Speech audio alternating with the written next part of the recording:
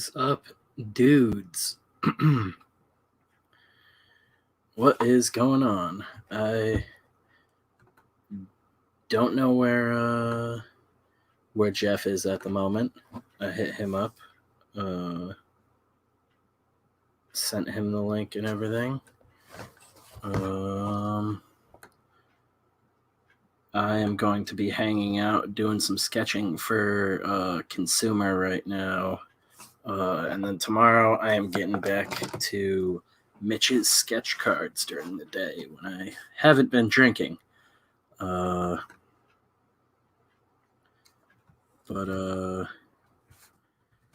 I'm going to get the camera going in a minute here.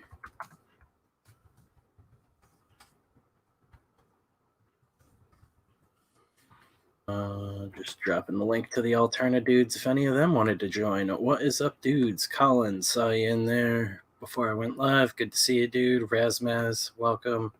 Randy, welcome. Mitch, what is up? Good to see you guys. We got a fresh whiskey here.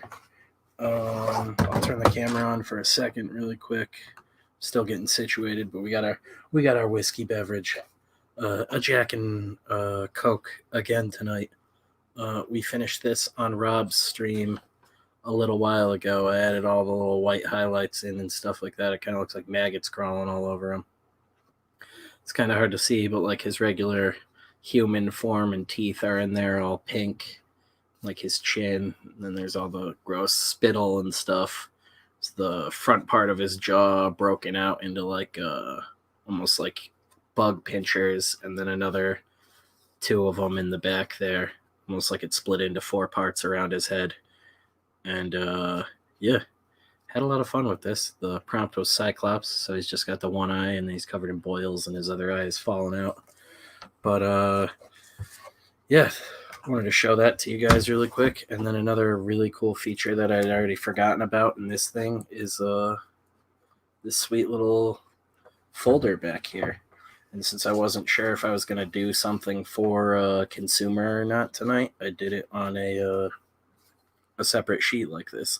And it's just a little concept sketch or whatever, but now it's the first piece for Consumer, and it'll slide in here.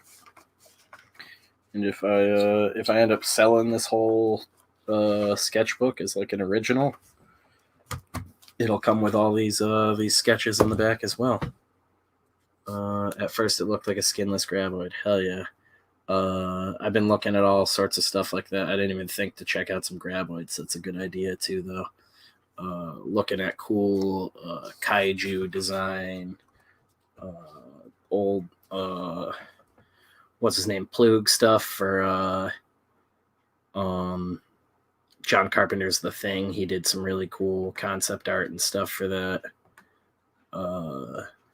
Lots of just like weird body horror art that I can find looking around wherever. Welcome, Jobu. Great stuff from all the dudes on Drawnimo's stream. Hell yeah, it was another great one tonight. Tyler did a kick-ass one. Ryan's was absolutely insane. It always blows my mind how much that dude can get done in such a small amount of time, and how like amazing it looks. Like his work is so clean even when he's like just messing around.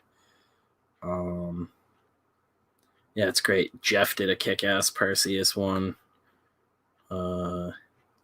Just killer stuff all around. Then we did it took me a little while to go live afterwards.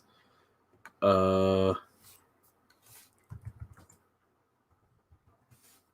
me a little bit longer because we went over analytics and stuff with Rob and sort of explained some of the back end of YouTube and stuff. But yeah, it worked out good. What is up, El Padrino? Good to see you, man. I'm just gonna be hanging out, sketching some stuff for my 24-hour comics, starting to get some concepts going. I need to figure out what my main character is going to look like, if I'm really gonna play into that future element or just do the whole survivalist thing. Ace, great to see you as well. Chat is rip roaring already. Welcome, dudes. I guess I can pull that piece out again if you didn't all see it already. We'll give it some time. Wait a little bit longer. Jeff just hit me up too. Said he'll be He'll be there here in a little bit. He's hanging with the wife. Yeah. I'm not gonna get into to any of the stuff I sent Jeff earlier till he gets in here, but a lot of great stuff popped up on Twitter today, both hilarious and awesome. And there's a bunch of it to get to, but I want to go over it with Jeff, so we'll talk about it when he gets here. Ryan may pop in. I'm not sure. He's got a pretty busy schedule, and he was balls to the wall with us over on Drawnimo's channel for like 2.5 hours. So we will see who pops in. I think Kayla's down for the count. It's finals week for her, so we probably won't be getting her tonight. But her and Ed are super excited for the 24-hour comic. We talked a little bit with Tyler tonight. Obviously, if you were in there for the Drawnimo Draws stream, he's amped up too. He'll be participating along with colorist extraordinaire Nick Welch on the 24-hour comic. I still don't know what any of those guys are doing, but I am really excited for it, and I hope you guys are excited for it too. This is like I've said, it's just a test run, but we're trying to do entertaining stuff that's fun and actually constructive, getting more comics done, getting people excited to make comics and read comics, and getting my lazy ass to finish drawing one legitimately, which will be really cool. It's like a big, fun, stressful warm-up for Camp Rainbow. But that book, I can't express to you guys how stoked I am for that book. To work with Kevin and Ryan is going to be kick-ass. And I think we're going to surprise a lot of people with that one. It's a slasher movie with some real meat on its bones, and a lot going on in it. It's going to be probably the biggest series to date for Death Curse, and it will most likely have to be in multiple parts because it is so big. But hopefully you guys will come along for the ride. Yeah, I'm gonna kill my camera really quick again. Get some deep sea diving in here. How are you guys doing tonight? Everybody good? Have a good night. If you weren't in Drawnimo's stream, what were you guys all up to, or what are you up to? I guess I should say, other than hanging out with my dumbass. Anything cool today?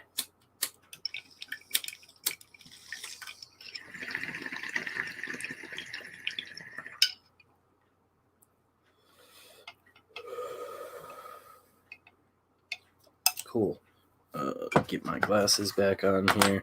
Yeah, so we're gonna work on consumer. A lot up in the air still with the main character, but I basically gotta design a bunch of cool body horror creatures and stuff like that, and then the one guy. So I'm probably just gonna noodle around, draw some cool some more what's it called human heads and stuff, mess around, play around with different ideas and things, how I can contort these guys, because I want some, you'll be able to see remnants of people and stuff like that. Like, not everybody is gone and wiped out. They're just mutated and transformed and corrupted. I was frozen today. That doesn't sound fun at all. Hell yeah, man. Ink and Weapon X. I would have done something along with Rob's stream, but I was heavy into that before it went live. Oh yeah, I totally get that. I like contortions. I like contusions. I like pie. Ethan? Yeah, so I gotta basically I think I'm just gonna fill this first page up with a bunch of weird human heads and stuff and do different mutations and shit like that. It's almost like my own versions of fun Carpenter the Thing monsters.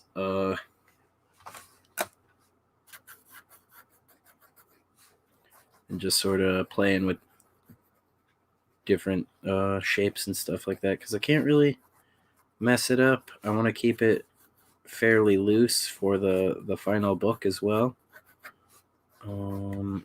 Again, I'm not wasting too much time on rendering things unless I can.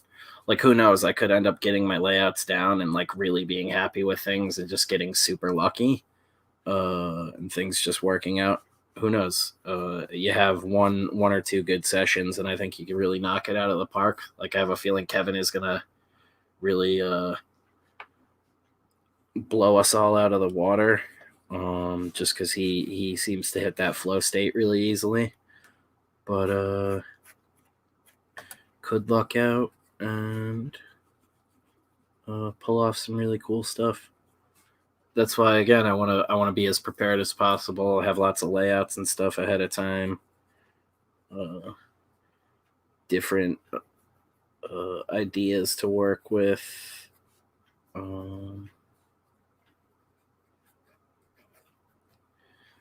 Kind of play around with the tentacle placement, all these different things. Rob Botton was the man. Exactly. A lot of that. I could actually probably just pull some of his stuff up and share it on the screen.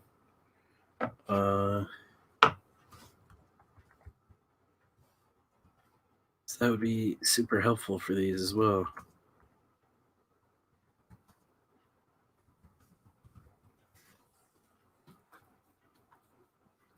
Yeah, I basically get to come up with all these wacky different fucking mutated people and stuff, and that's like the spider head in the Thing and stuff like that.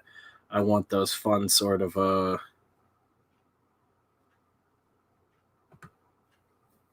weird tentacles and like bug legs and shit like that. Everything to just be grotesque and freakish in fun ways. You should add my melon to the stack. Oh man, I could do that. Have you guys send me some pictures of you on Twitter or something, and I can draw you guys into the book. I didn't even think about that. Oh man.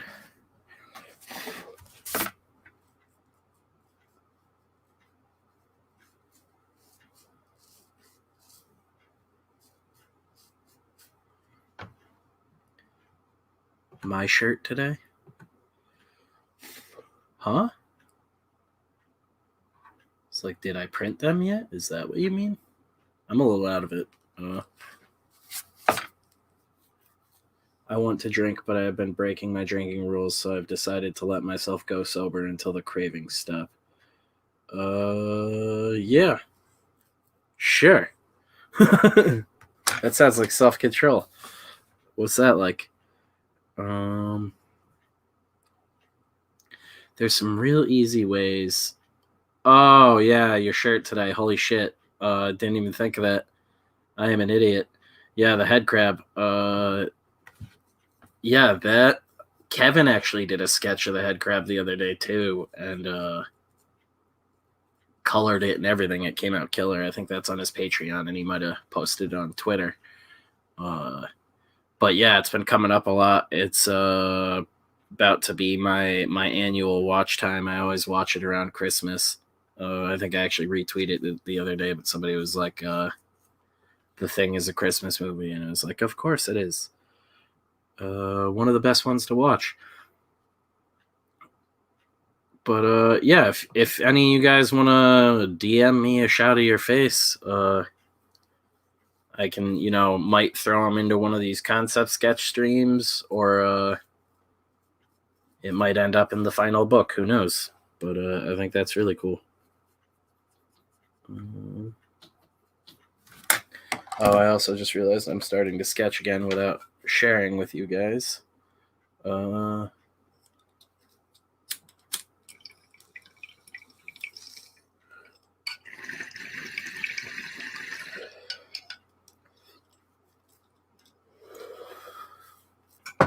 I'd need more of a straight-on one from you, Mitch, just because I'm going to be...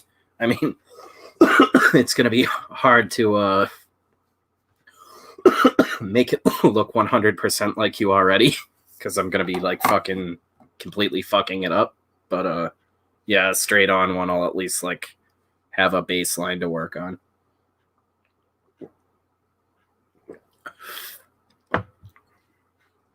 Draw me like one of your French girls. Hell yeah, Padrino. Like I said, guys, just DM me a photo if you want, or comment with a photo on something on my Twitter, and I'll save them and pull them up on here. Get my camera. I think that's good now. Of course, the shadow's going to be fucked.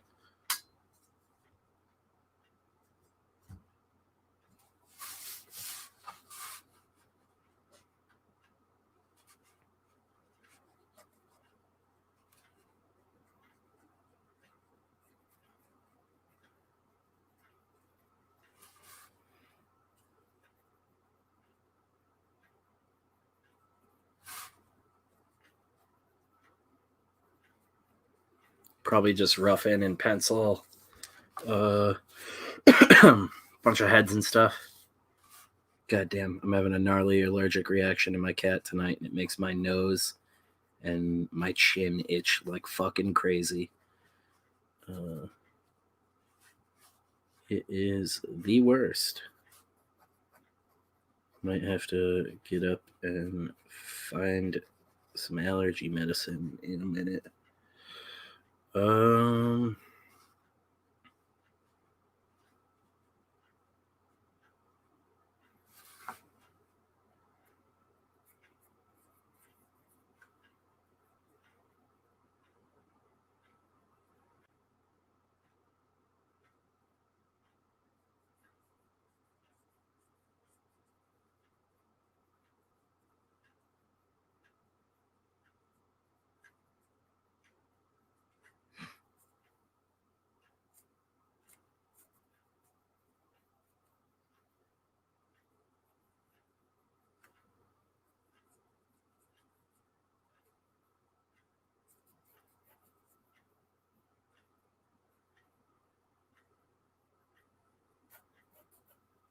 Oh, hang on. Sorry about that, buddy. What's up? Been back there for an hour. Yeah. Oh, wait, you haven't been on for an hour. I've been back there for whatever feels long enough where you feel bad. Rob fucked up so big tonight. Oh, man. We saw So Blood Run fired. get canceled live. Yeah, right. You just don't know it yet.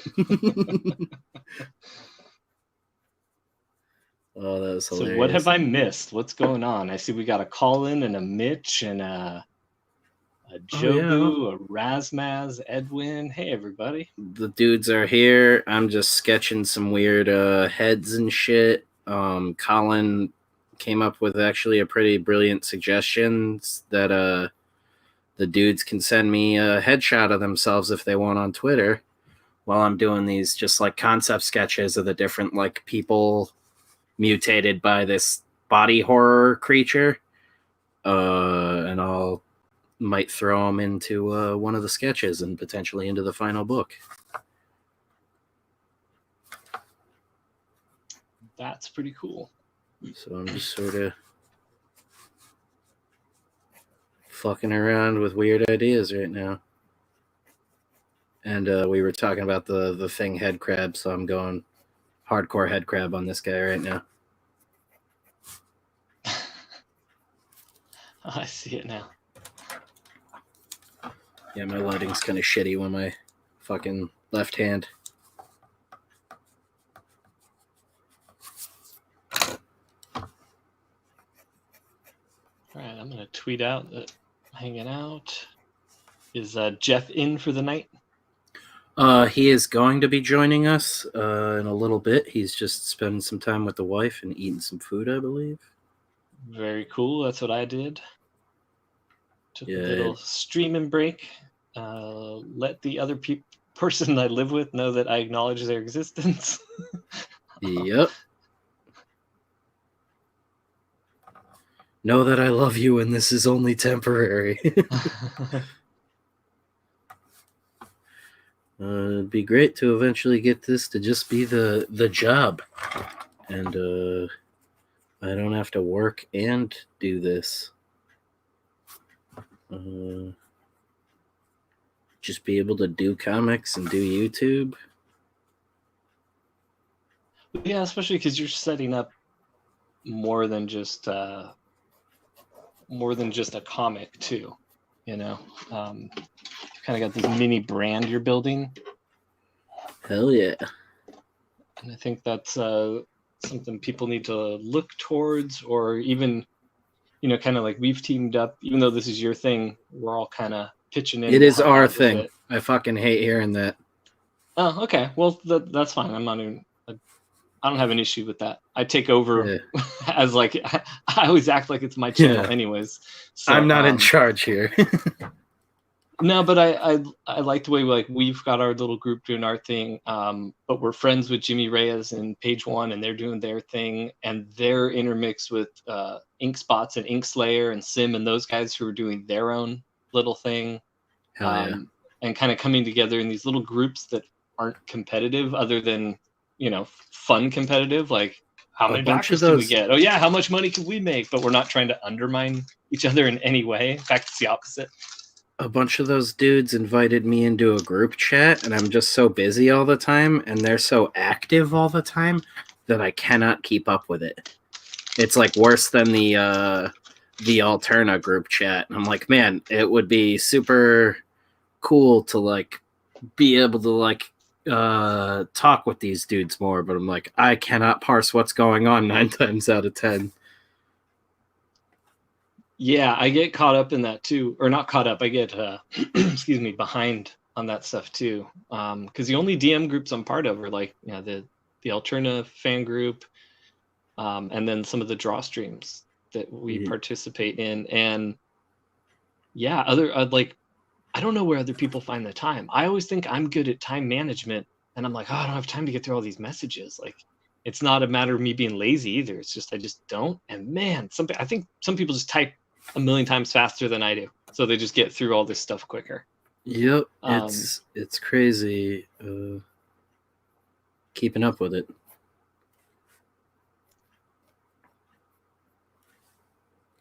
But I'm doing my best, and I'm getting better at it.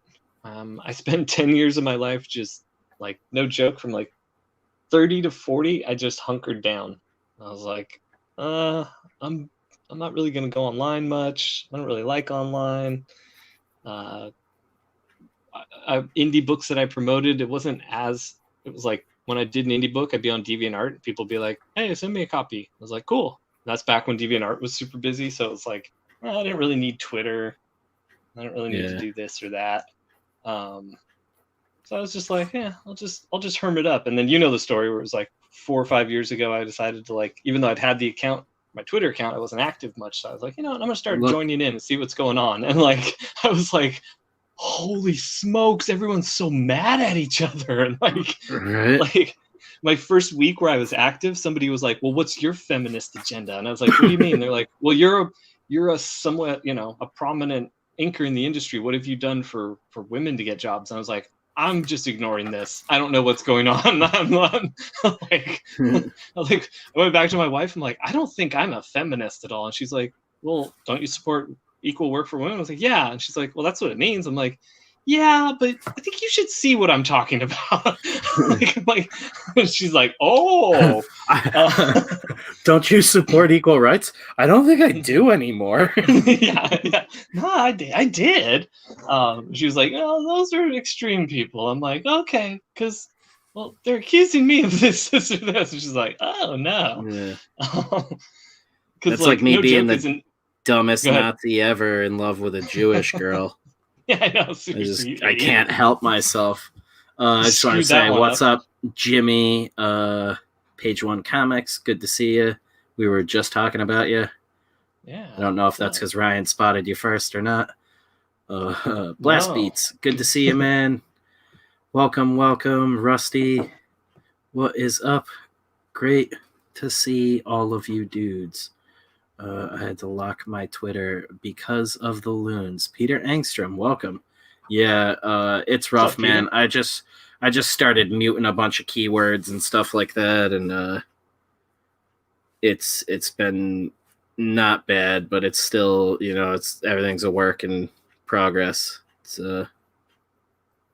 Yeah, it sucks. Peter Engstrom, it's too bad he had to go private because he is so funny. Like, so many of his responses to something that's happening in pop culture or something are so funny, and it's like, oh, I can't retweet that. No one will see it. I mean, or if I do, a few people see it, but it's always a thing like that. He said some great stuff about your work too the other day. I forget what it was. I was trying to remember to mention it to you. Maybe he'll bring it up in the chat. And I was like, yes, favorite. Please remember for Spencer's sake. I was going to say that the week's been a blur, so I might have even retweeted it or something. So like we were just talking about, it's been craziness. Making sure I line up stuff for our campaign, get everything ready for that. Still promoting everything, still streaming every day, and just making sure that we're getting things done. So like even on Twitter lately, I normally most people know, like, I try to reply to everything, but a lot of it lately has just been like I'm liking shit and then just getting right back to work. Like, I don't want to like break my brain away from the workflow. It's been weird. Yeah, I've been doing this thing where I do a morning pass and I'll hit all the likes and retweets and like acknowledgement, and then I'll do like an afternoon pass where I go in and reply to all the questions or answers or comments, and that seems to be working out okay. That way I'm kind of breaking it up a little bit into two little sections, and then in the mornings I feel like, okay, I got through, I acknowledge, I know who to reply to, and I can think about certain replies, and then later on it doesn't seem like it's that big of a deal because I've already gone through and done all the retweets and stuff. It's just going back and answer a few questions here and there. Oh, did we meet at Terrificon, Peter? Maybe. Am I just an idiot? Yeah, he just followed it up with more. It's just not popping up for me yet. Not yet. I seem to get it quicker. So West Coast thing, I guess. I don't know. Hell yeah. He said, I met Spencer at Terrificon and he ruled. He signed a bunch of comics for me and he even gave me a signed Can't Kill Cade ash can. Oh, okay, Peter got hooked up. It's like, I think that was that day 2? I met so many people that year, and that was like we were finally with Alterna. I wasn't walking on eggshells anymore. I think that was also where we did the everyone requested that I reenact the Robert Redford Jeremiah Johnson clip. And I think that's on the Alterna YouTube channel still. I remember that. Yeah, it is. Yeah, that was like a really weird convention. Yeah, that was the one where I met CB Cebulski and talked with him, and he gave me his information and had me follow up with him and everything. That was the start of the Marvel journey, and it did not end well. Yeah, we were talking about Terrificon tonight too. I definitely want to do that again when the world is back to normal. Pete, are you or Peter, are you like a CT guy like me as well? Let's see. He did say, I later saw him and McSwegan with my wife in the casino. I think him is Peter. Okay, I know. Spencer, here goes. And Spencer was feeling pretty good. I know exactly who Peter is. Then, yeah. That's excellent. Yeah. Whew. Yeah, we went to, day 2. We had gone to, I wouldn't remember the name of the restaurant now, but day 2, we had gone to dinner with a bunch of indie dudes. And I think that was the one where we brought Dan. That might have been the Irish pub where we brought Dan out. Would it technically be last year? Was it last year or the year before? Because my memory is bad from the car accident, so I will literally like just jumble years together. Last year or the year before that Dan was there. Holy shit! I think it was last year. I feel like I remember the stories being from last year. Yeah, I think it was from last year. If it was last year where I met you, Peter, which I think it is, not the year before, because I think we'd done it too. Yeah, okay, yeah. That would have been coming from the Irish pub with Dan and all of them. And yeah, that was absolutely we've talked about it on the channel before. We had probably like 15, 20 creators there, just like around Dan, like he was Jesus. And he's just like sharing wisdom with us from the image days, and that's where Kayla's ex-boyfriend's brother like shit all over Rob Liefeld and Dan's work, and then realized who Dan was. It was hilarious. And Dan just laughed. He's like, fuck you, man, we got paid. It was hilarious.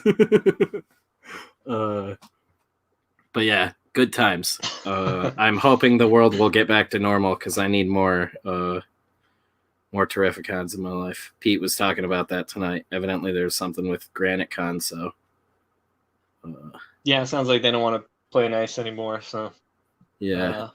Whatever. Which is just moving on. Yeah, bummer, because that one rocks, but that just probably means it's not going to be happening for much longer, which is the saddest thing. There's a really cool bar up there, too, we've talked about a bunch, Strange Brew. It's where a creepy Ted Bundy rapey dude pulled a knife on Kayla the first year we did Granite Con, and I was like, I love this place!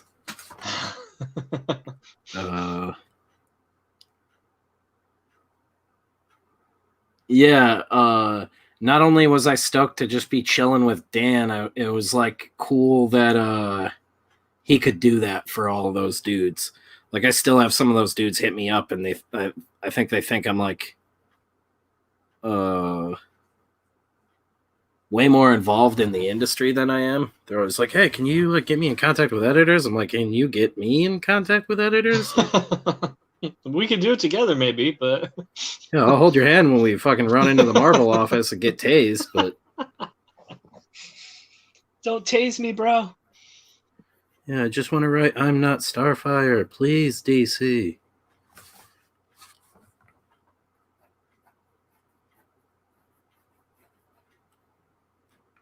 Just tons of these fucking things. Peter Engstrom says, let's see, he said, that's exactly right. You were telling me about it in the casino, and you were stoked. He also says the first time he met Peter Samedi was at Granite Con back in 2016. Oh, okay, so... Razmaz says the gloves are off. Peter travels all around. Because we met trying to remember everyone we met that year. I think I met Ara the first Granite Con, and then just I see him at everyone after that. Ara's great. He's like one of the nicest people in the world. Shows up everywhere for all the streams, and dude is seriously, I think people think I'm joking about it, but he's probably the closest thing there is to an Alterna completionist. Like, he has books Peter doesn't even have, like Samedi. Yeah, he has ones Rob doesn't have. Yeah, it's wacky.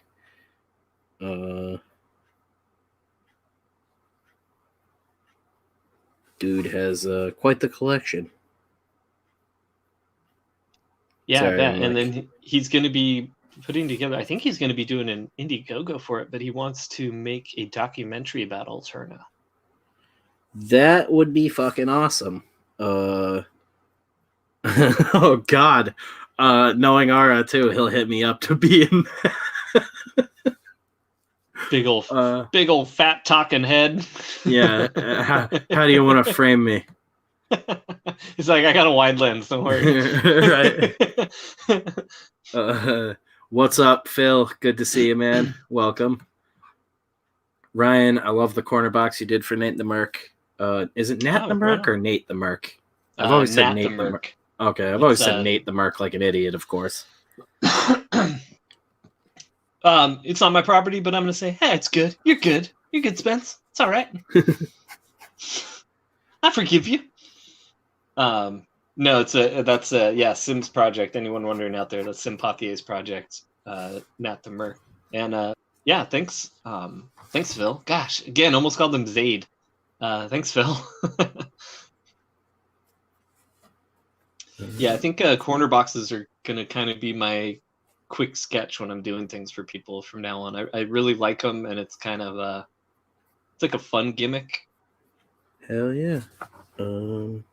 Where's mine? We're getting there.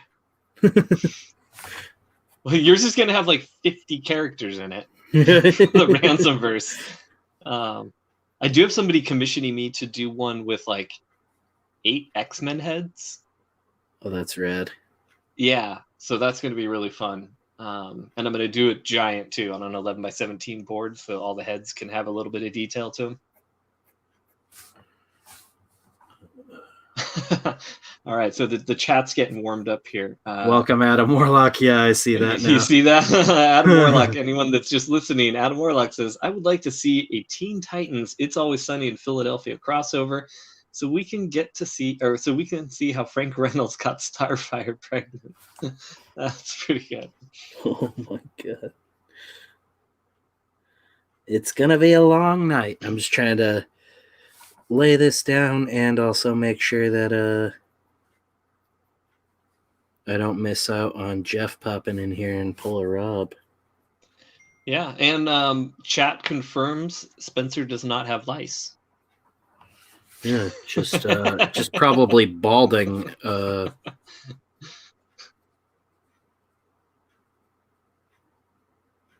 my God, my hair is like a gross, greasy mess tonight. I've been sweating my dick off in here. Can't tell it all, anyways. It's like my office is exceptionally hot for some reason. It makes no sense because it's like 30 degrees outside. I remember Frega did a stream while up there with you, Rooster Puncher. I don't know if that was at... So I don't remember if we did one at Terrificon because that weekend was a blur of madness. We were smoking, drinking, having a grand old time. That was actually the first time I met Billy and his wife as well. Just amazing people, like genuinely some of the nicest people you'll meet in the world. And Billy is like nicest dude, but also just like the most no bullshit dude ever. I witnessed a really hilarious thing that is like not my story to tell. If I get the chance to ask him someday, like clear it with him, I will tell the story on the show, but I got nothing but respect for Billy. So I wouldn't want to out him like that. But dude is so cool. Met him, met Niall, hung out with Dan a bunch, and then Dan actually, I think what they were referring to was Christopher John. Welcome, by the way. I'm missing a bunch of you guys because it's popping in so fast. Institute here too, dudes. He's doing our music for City of Rot, and he did some cool little tracks for Wirehead as well. There's a link for his music in the description if you guys want to check out more of it. But yeah, I think that stream was the Halloween party that like one of Dan and Billy Tucci's buddies puts on, and it's like a midday convention for a couple of hours. I think it went from like 3 to 7 or something like that. And it's like a real small town thing in a Holiday Inn like hall or whatever you want to call it. like rentable hall areas they have. And then they do a Halloween party later that night. I think that started at like 8:30 or 9 o'clock. And the Holiday Inn used to be like this rip-roaring nightclub up there. And they have a full-size pirate ship in the fucking bar. Nice. That's where the Halloween party is. So if you remember it being shot from a pirate ship at one point, then that is the Holiday Inn. That pirate ship's actually been in like a bunch of movies. I think one of them like won an Oscar. But yeah, if that's the night, that was a wild night. And if it was when Dan rapped, it's for sure when we were up in New Hampshire at that Halloween party. Dan rapped with the band they had hired to play the Halloween party that night, and it was hilarious. It was great on Dan's part, but the band was like the cringiest band ever. They were hilarious. Yeah, that was a good time. It's more like sucks COVID is a thing right now because they do that annually. Yeah, I met a bunch of dudes there. Then I found out too, actually, I just ripped a beard hair out. I found out the dude the year before at Granite Con that I had bought Body Count from. I bought all of the issues of Body Count by Bisley. And went and got them signed by Bisley, but the dude I had bought them from was like one of Frega's buddies, and he's one of the guys that helps run that Halloween show and party. But yeah, that's the stream Chris said. So yeah, dude, pretty sure everyone there is really drunk. If you were in here that night, we talked about Hot Carnage, the rocket chick who like was hitting on Mike and then her dad came out. That's that night. There was this chick that was in like a Carnage bodysuit, and she was like hitting on Mike really hard and would like not leave Mike alone. And then we're like outside, I'm smoking a cigarette, Mike's smoking a joint, and this girl walks out, just starts talking to Mike, won't leave him alone. It seems like they're about to just like leave together, and I'm like, yeah, Mike, go for it. And then some old dude walks out and goes, all right, sweetheart, let's go home. And it's her dad. It was wacky. That was like the end of the night, and then we went and found Dan. At that point, we were really drunk, but I think it was like Sean Gordon Murphy, Jimmy Palmiotti, Amanda Connor, Frank Thierry. Who the fuck else was there? Billy Tucci, his wife. Dan, obviously. Dan's buddy Christian. Randy, I think. Bunch of people. I'm trying to think of the other pros and stuff, though. But like all those pros are there. The only ones that talked to me were Dan and Frank. Billy like went off with his wife, obviously, and was doing his own thing. But like they're all hanging out as a group. Frank Thierry, cool as fuck. If you ever get the chance to meet that dude's cool as hell. Dan introduced me to him. Me and Mike to him, and we all got drinks afterwards. But it's like that was like the 30th time I met Sean Gordon Murphy, and he did not give a shit. Like, it's like cool, great to meet you guys. Like, like he's like, we've met. He's like, yeah, cool.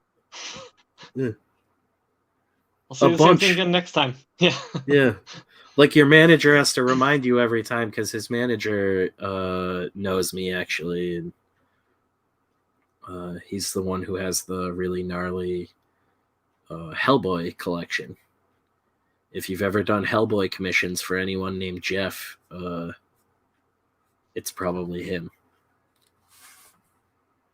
No, I actually avoid taking Hellboy commissions from Jeff's, so that's never been an issue. It's actually spelt like that Jeff you don't like, too.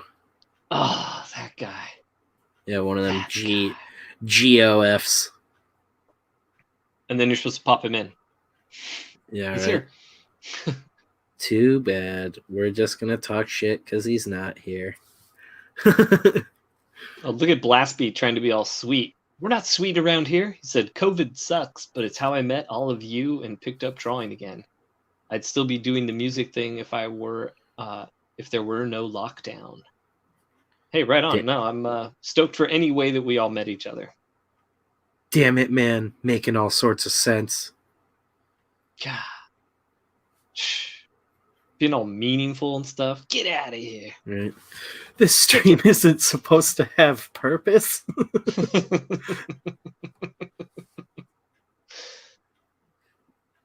And you Christopher guys, John this is says, going to go amen, straight to my head. Yes. Yes, indeed. Sorry, I'm getting ahead of myself, getting all excited. Yeah, people, his head's not huge because there's room for more stuff in it. It's huge because it's expanding from what's already in it. So stop filling it up with more stuff. Yeah, my ego doesn't need any more pats on the back. Yeah. Okay, go ahead. We even did this whole COVID thing to slow down the delivery of Cade to try to knock you and Kevin down a peg, but it's not working. It's still people are still Good luck. loving it.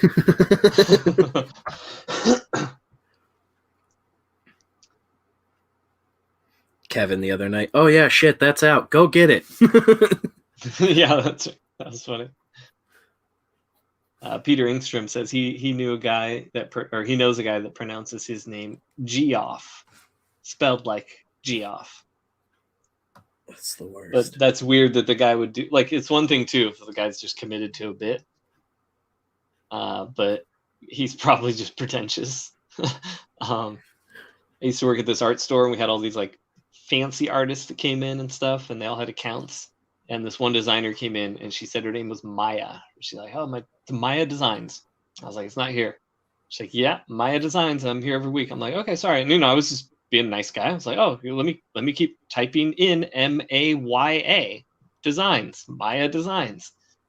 And then finally, she's like, "Are you typing M? Why do people type Maya? My name's Maya, Mia." I was like, "So Mia Designs." All right. So let me type it. She's like, "It's Maya."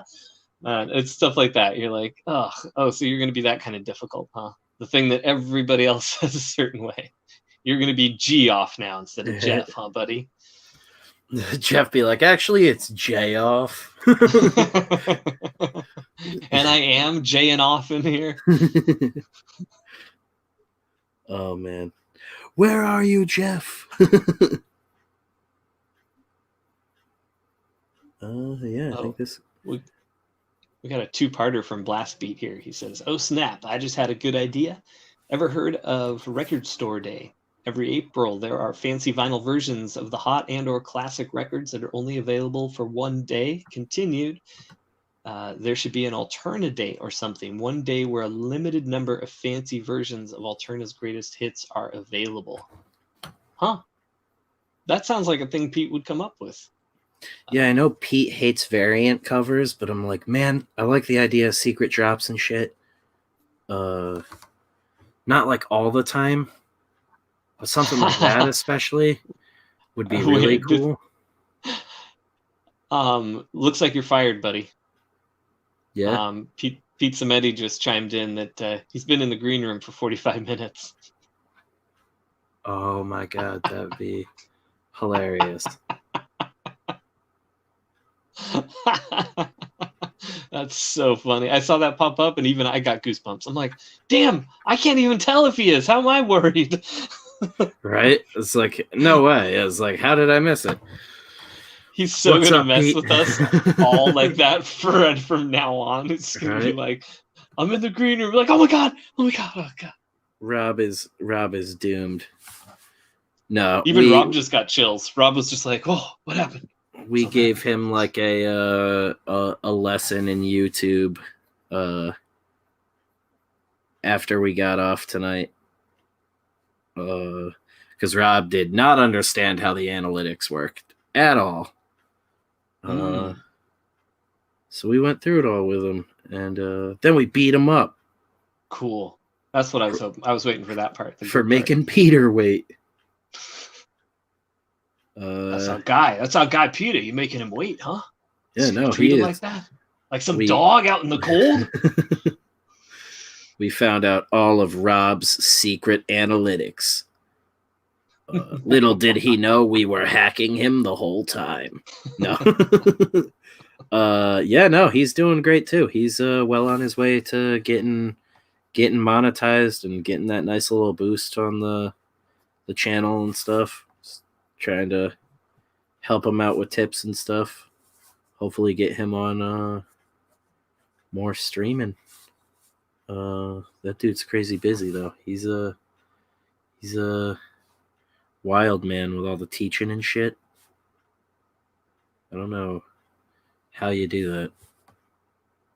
Yeah, it's funny. The grass is always greener. Excuse me, on the other side, you know. So people are always like, "Hey, isn't it so magical working in comics?" And I'm like, "No." And then in my head, I'm thinking, wouldn't it be great to like have the day job as like an art teacher? And then you talk to like all the art teacher friends, and yes, the aspect of teaching is great, but then the job itself, the people you deal with, the way they run things, all this other stuff sounds horrible. And so you're like, oh, okay. So you just got to make the best of where you are and do whatever you want. Yeah, and it's find like, the thing you want to do and do it. And I seem to follow a bunch of people who are like sequential art teachers on Twitter too. I didn't know there were so many fucking jobs in that, but like so many of them seem like burnt out from it. Rob's one of the only guys who seems to have like a really good perspective on it from what I've seen. Not to name names, but yeah, like Rob's the only one who doesn't seem like he's like dreading it every day, and genuinely likes his students. But yeah, I couldn't imagine like, and then there's that, like we talked off stream one day about all the narrative designer jobs that are open in gaming right now. And I was like, there's like the smallest part of me is like, oh, it'd be cool one day to, you know, write for a video game. What is up, Simonon? But I also like know people who have written for video games, and that's almost shittier than comics. The pay's better, but you're treated even worse. And the other thing is just like having to answer to someone else again. Yeah, it's crazy. Like that's why I didn't. Go ahead. I was just gonna say that's why I thought it like caught me off guard last night when Adam asked how like Alterna worked, like the deal. Yeah. And like I just think that's like known. Like it was. I was like, oh yeah, like I think I explained it clearly enough, but it was like. And I know Pete gets it all the time, but it was like the fact that like some people still think that it's like Pete's like licensing out these ideas to us to do them in some cases, and like the like misunderstanding with what creator owned is. Well, yeah, there's still people that think we're paying Peter to publish our books.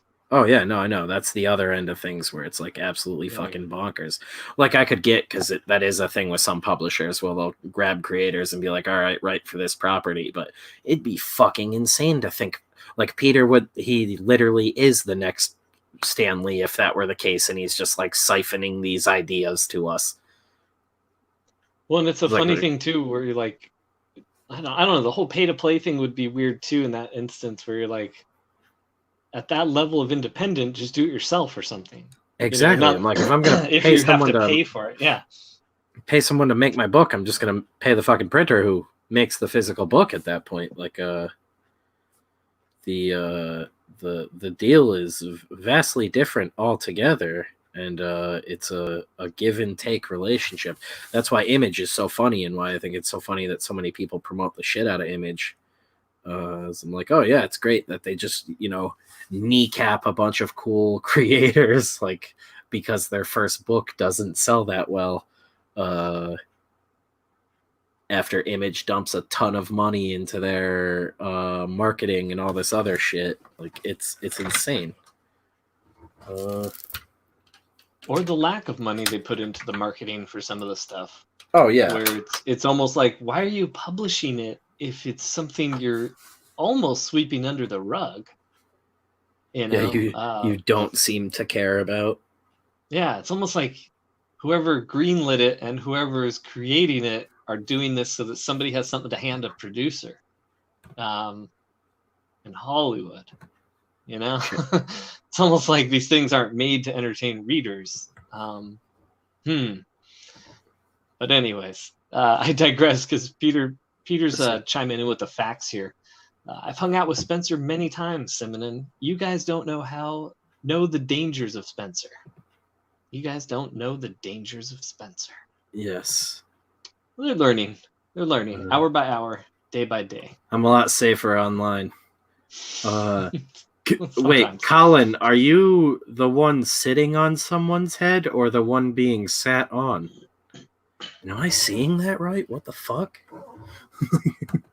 Wait, is this like, would you rather eat a dick and sit on a cake or sit on a cake and eat it, or the other way around? What is it? Some of the dudes sent me pictures of them because I said I would draw them into the book at some point. Okay, I was going to tell you El Padrino said pick scent, and I didn't know what he meant by that. Oh, okay. I can show the picture for everyone? All right, cool. Yeah. What up? Geoff. Pete's in the stream? No. In the chat? Oh, no. My internet is freezing, I think.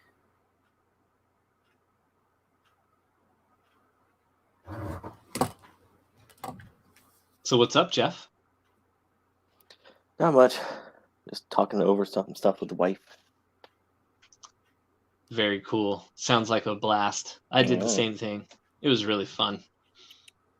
Can you guys hear me? She hits me. Yeah. Huh. Yeah, she was telling us about that. I mean, she was like, yeah, usually I go for the uppercut, but this time I was trying all hooks. My whole screen is jammed.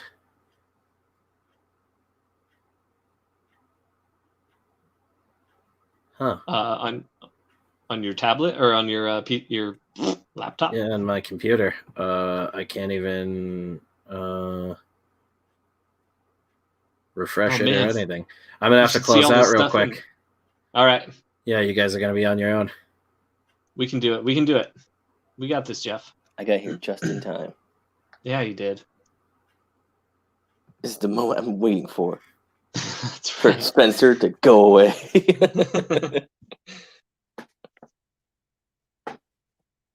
It's all been building up to this. It's all been leading to this, Jeff. Your monumental ascension to the summit of Death Curse.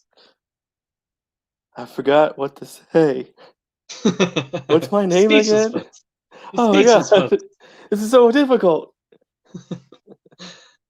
Just look to the chat. The chat will always provide you with comfort and... Oh, wait, no, don't look at the chat. Don't look at the chat. Abort. There is no comfort found.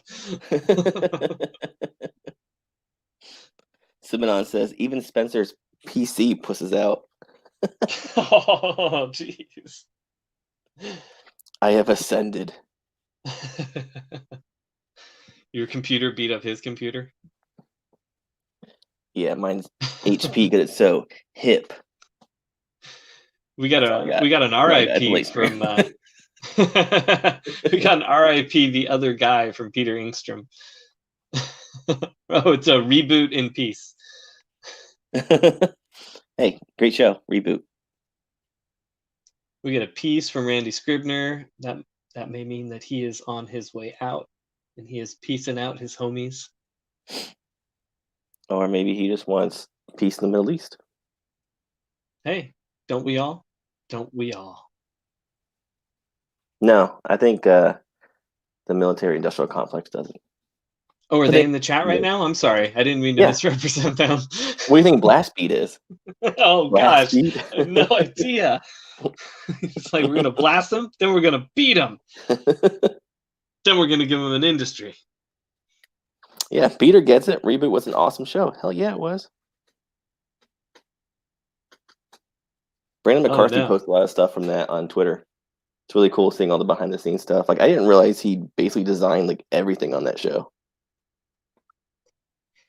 Yeah, he's one of those people who's been around behind the scenes everywhere. on so many things that like it's usually a surprise. You know, you usually find out well after the fact, or you see his name in the credits or something. You're like, oh, huh, that guy, Brandon McCarthy. And then like Mad Max Fury Road, he was doing for like a decade before it ever got produced. Yeah, and apparently like so many of his shots made it in. Just like dozens and dozens and dozens of them. Like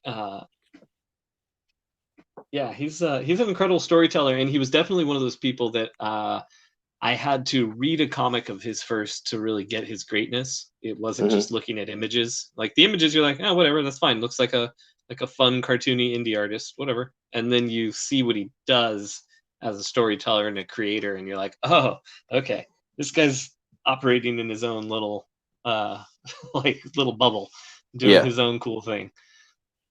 But then his art is weird, but his storytelling is so solid that look at how well it translated in Fury Road. Where like shot for shot, that movie's one of the best filmed or best photo movies ever. Yeah. But, you know, he even says too, like people go, oh, that movie was just all visuals. There was no script. And he gets annoyed by that because he was like, no, we wrote a script. You know, he's like, I was very proud of writing that script. And so it's kind of insulting to say, oh, there wasn't a script. Yeah, that's true. Yeah, I love his draftsmanship, his whole style. Like he's so inventive. Every image I see him put out is just something that like, only he could do. You know, his colors, I'm not like crazy over. Like his, did you ever read his Spider-Man comic, or at least see the Spider-Man comic he did? Yes, the one with Doctor Strange. Yeah. Yes. And he was doing like almost like MS Paint kind of colors. Yeah. So I really didn't like them because I could see what he was trying to do, because he was coming from like the 80s where they were you know, all the Dave McKean kind of people, where they were incorporating all these different things with coloring comics. And then now a lot of airbrush. And like he's coming at it from that perspective and like, oh, now I have this new tool, Photoshop, but he's using it in a very like, I don't know, like almost, I don't want to say amateurish, but you know, he's using it like in a base level. Like he's basically just using like airbrushes, standard, you know, stock airbrushes, and none of the colors really, I don't know, they don't look that great. They kind of like, to me, take away from his art. But like his old stuff, the stuff that wasn't digital, when he was coloring that stuff, looks amazing. And I guess it's because he was doing it for real with paint and, you know, whatever else he was utilizing at the time. But also, I think there's something. I think there's something to that. I think there's something to the time period that was done in, where, like you said, he's using these old color theory ideas. Where if those same color techniques were applied and then run through old school newsprint with the dot matrix breaking up certain colors in certain ways, I think that would have looked different. And I don't think he was fully accounting for that. This is gonna be bright, saturated, flat, weird.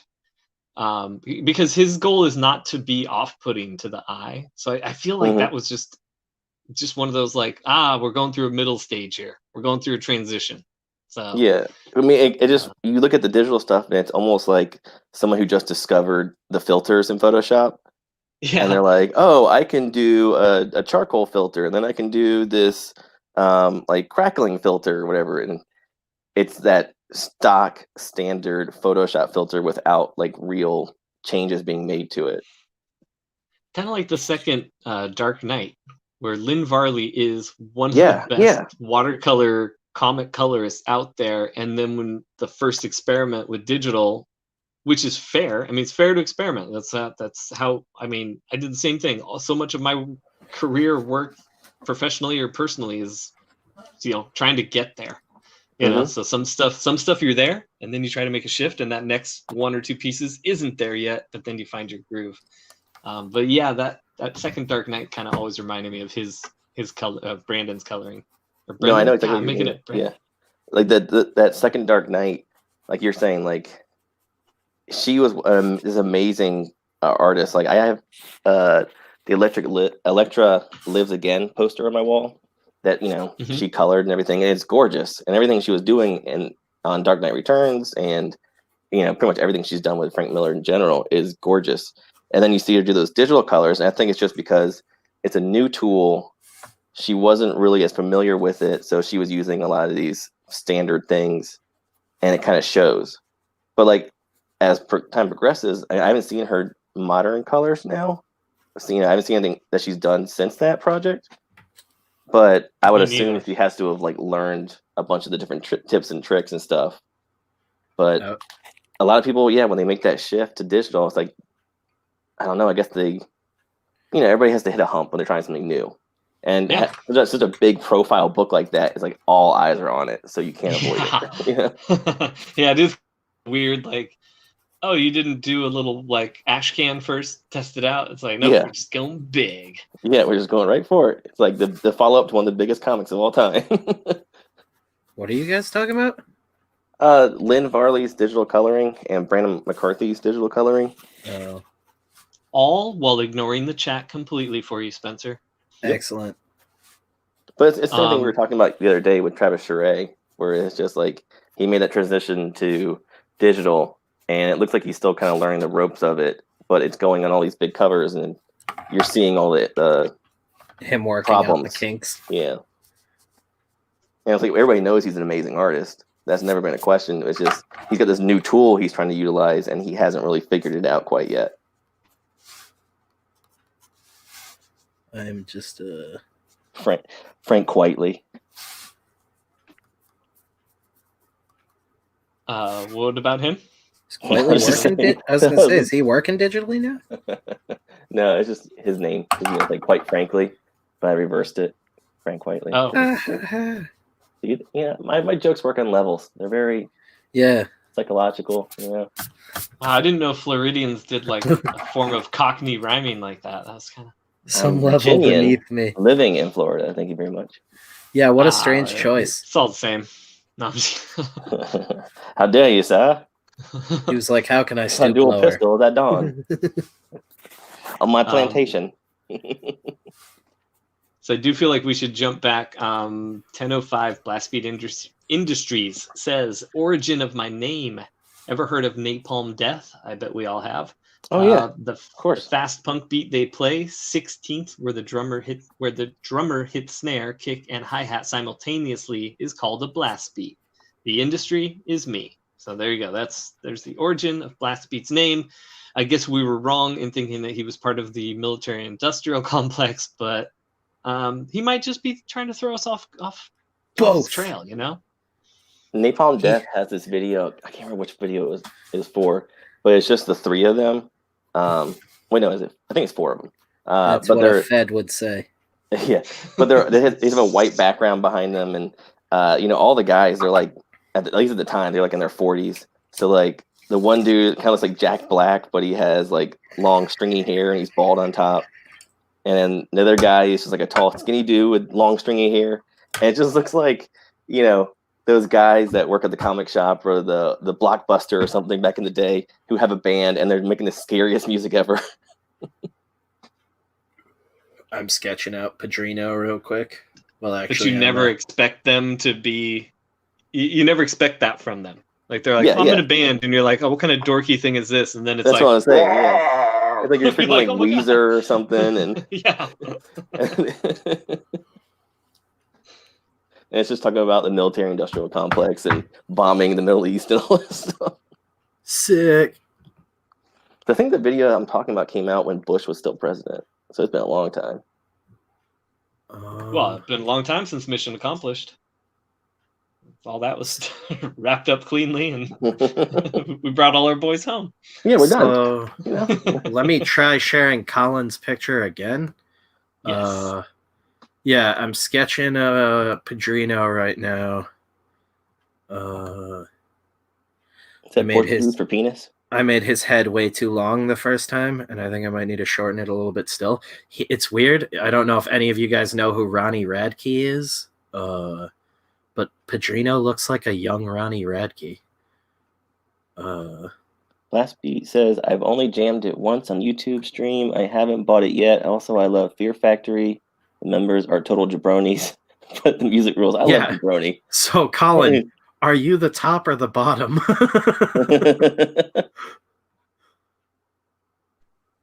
What? Yeah, that's one of those is Colin. I don't know which one though. I think Colin would want the view of his friend's butthole, so I'm gonna say he's the bottom. I think combined they are Colin Swinburne. Oh, yeah, that makes sense. He's two dudes in a trench coat. That would be insane. Colin is the Wonder Twins powers united. The story of Colin gets even more interesting as we find out he's two dudes. But it's not a kid. It's not two kids trying to be the adult. It's just two adults being one giant man in a trench coat. Colin is a Siamese. They're connected like that. If you please. Is that supposed to be Crate? It's like my brain read that as Crate. Wearing one. So he's the bottom, and Jeff was right. Yeah, he's all about that beehole. Oh, you know what? It's because Colin is so supportive. Yeah, he's a gentle lover. Whoa. I didn't have that perk on my campaign, so he didn't get that. Oh, there's your problem. Missing out. No, I didn't put that perk on my campaign. On purpose. Yeah, and Pedrino I'll show you guys the dude I was talking about. He's the vocalist of this band Escape the Fate back in the day. There was like a post-hardcore screamo band, and then now he has that band Falling in Reverse that like my little cousins are apeshit about, so I haven't really listened to their stuff. It made me feel incredibly old because it was like, oh, I know who this dude is, and now my 14-year-old cousins are listening to him.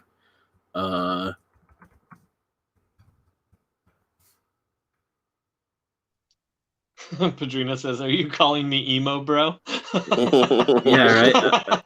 Pedrino's an emo kid. Well, Ronnie Radke's like covered in tattoos now and has turned into like he's like a Twitch streamer and a hipster now. Jobu says Sofa King. So that's Ronnie Radke. She's hot. Yeah. Watch out, Pedrino. Don't hang out with Jeff alone. Yeah, that's what he looks like now, and Pedrino just looks like a young version of him. He posted it on Twitter. So we got Colin. Where was the Pedrino one? I'm almost done sketching it. We're about he said, draw me like one of your French girls. Yeah, and then baby Radke Pedrino, right there. Adorbs. We actually we opened for Escape the Fate way back in the day, and that's why I thought of it was like, oh, he looked like Pedrino back when we met them. Oh boy, who's that daddy? Whoa, that's El Padrino's typing what's going on in Jeff's head. Right. Pew. Jeff's just sketching him for his own collection. I must draw you. Run, Pedrino. You can't like one of my Virginian girls. Sorry, Floridian. Falling in Reverse is okay. There's much worse out Tijuana there. I never understood why people loved Asking Alexandria so much. Also, Jared Leto ripped off Radke's style for his take on the Joker. Oh, yeah, no, completely. That was like pointed out really early on. Asking Alexandria had that one really heavy album they came out with, and they were British, so chicks love them. But yeah, that was that cookie cutter stuff. I'm 13, bro. If Pedrino's 13, he's gonna be killing it with both comics and women. And Jeff. Yeah. Hey, let's not get that started. Yeah, please. right. I don't need that in my life.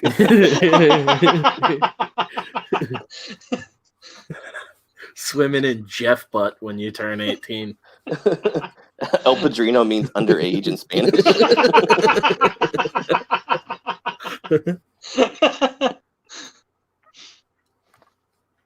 Yeah, Oh. it has something to do with You're the Predator. Like, Right? He comes back with his next statement. Hi, I'm Chris Hansen. Yeah. He's like, are you gonna bring me lemonade? Or those guys always show up with something like that. Yeah. Oh, I brought this weird candy that they want or something. Like, That's a condom. so no. Sorry, Padrino. Like, what, Jeff? You 15, 16? What's the cutoff? we're gonna go. Police. None. Yeah. I'm married. Disavow. All right. Disavow. All right, Jeff's playing hard to get now. Hard to Don't get in let trouble.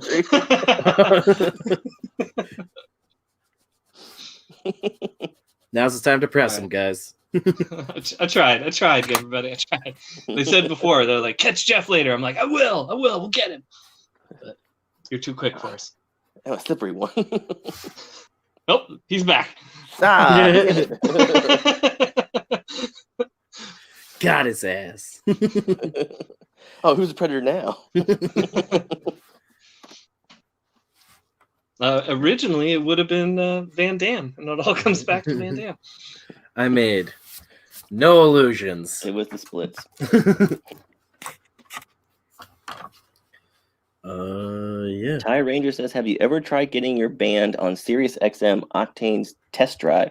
I hear that really helps get out there. My band hasn't been together in like 8 years. Ryan, maybe he could be talking to him. I'd look into it. Coming up on Sirius XM's Octane test drive, it's the Tank.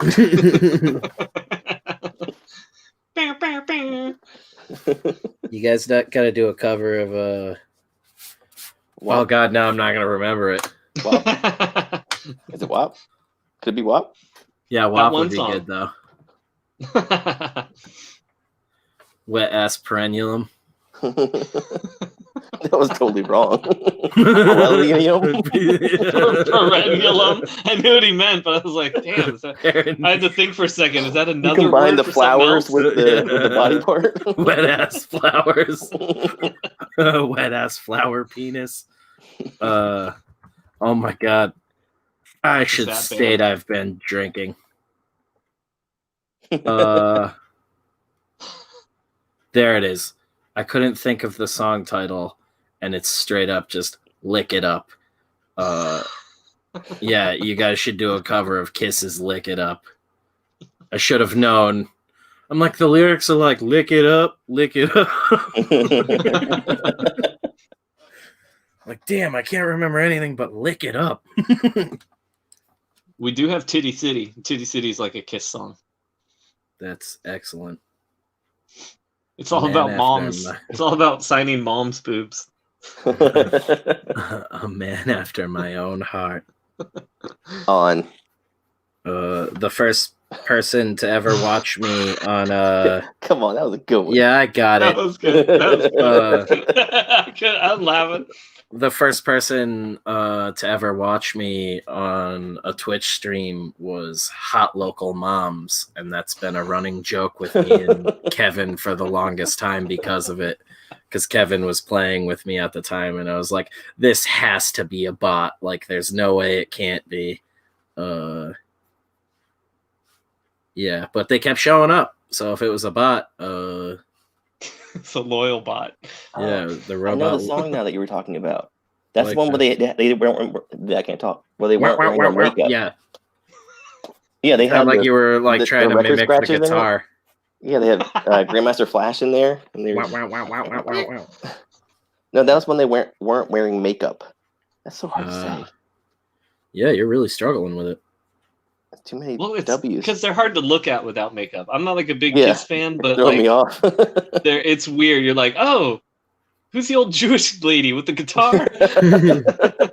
That's Ethel. Yeah, it's like, wow, these guys got laid. Mamacita on They bass. must have left the makeup on.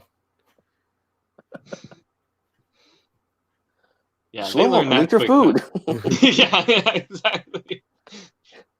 Like they look like the Ramones' mothers when they took their makeup off. That's what they look like.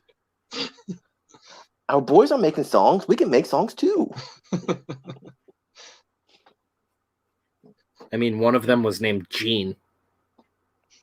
Yeah. It's an old woman's name. My grandma Wasn't Jean. that your impression of Jean there? It'd just be wet licking noises. Do you remember when his son did a comic and it was like blatantly swiped like page for page from some manga? Yep. That was hilarious. Oh, that's right. Wasn't it like Bleach or something? Like a really big one that he stole from? He stole from an indie guy for a while, and that's when he got caught, was when he started stealing from a bigger one. Yeah, because I don't think Bleach had even been translated yet. It was still just over there, just still a foreigners thing. So he thought he was getting away with man. something. Rusty just got back here, and you're gonna start insulting a foreigners thing. No. Put Ryan on blast. Just say it again, but say gaijin thing. Oh yeah, that's the stupid white guy thing, right? This Oriental thing. What a great word. Wait, what? This stream has been taken down. Technically, that's the correct term if you're in Europe. What? Yeah, they use that in Europe instead of Asian. They still say that? Oh. Mm-hmm. Well, my VPN has got me in Europe, so that means I'm good, right? Yeah. Exactly. Okay, cool. That's like, so whatever you say, you just switch your VPN to some region of the world where that's acceptable. You're like, this is how we talk here. This is how we talk. I'm Italian. Ryan, know the win, no. That was one of those things too when you're like an innocent little kid and you don't know like what offensive shit is. It's like Orientals sounds so cool. It is a better word. They always are. That's like I've told you before that I didn't know the swastika was bad, and I was drawing it during church service with some like family friends that were babysitting me, and they were Dutch and had family members killed in World War II. My God. Holy shit! I'm not laughing at that. You're like picking it up and showing it to them. Look, look, like, look. Now, granted, in my drawing, the tanks were blowing up, the American flags were blowing up the Nazis, but still I was sitting there drawing it in church with them, and my mom had this long talk because I didn't really know what it was. I didn't know. Yeah, I was like 5 years old. I just feel drawn to this for some reason. It was just like, it was like my mom was like, "Oh, great, you're just gonna be one of those kids, huh? That, like, you don't mean to do the wrong thing, but you do the total wrong thing at the wrong time." Like, I don't know what you mean, and now I'm like, "Yep." Living here for the last me. 30 years has sheltered me from the mental illness overseas. You lucky bastard. Oh man, it just looks so cool out there. Jobu, Papa the Boopy. I'm I'm jealous of Ryan. He's been there. He spread the taint all over Japan. Oh yeah. Well, he said, "Lick it up, lick it up." It was over a 4-block area of Tokyo over multiple days, but we'll say Japan. The whole damn thing. No, we'll get out there as indie comic creators. We need to get out there next year, the year after, for the Tokyo Comic Con. Yeah, I want to sign some Japanese babies. Oh yeah. Dude, I will lose it. I'm not even kidding. Somebody bring me a baby to sign next convention, and I'll give you free shit just for the meme. Signing sumo wrestlers' bellies. Yeah. Dude boobs.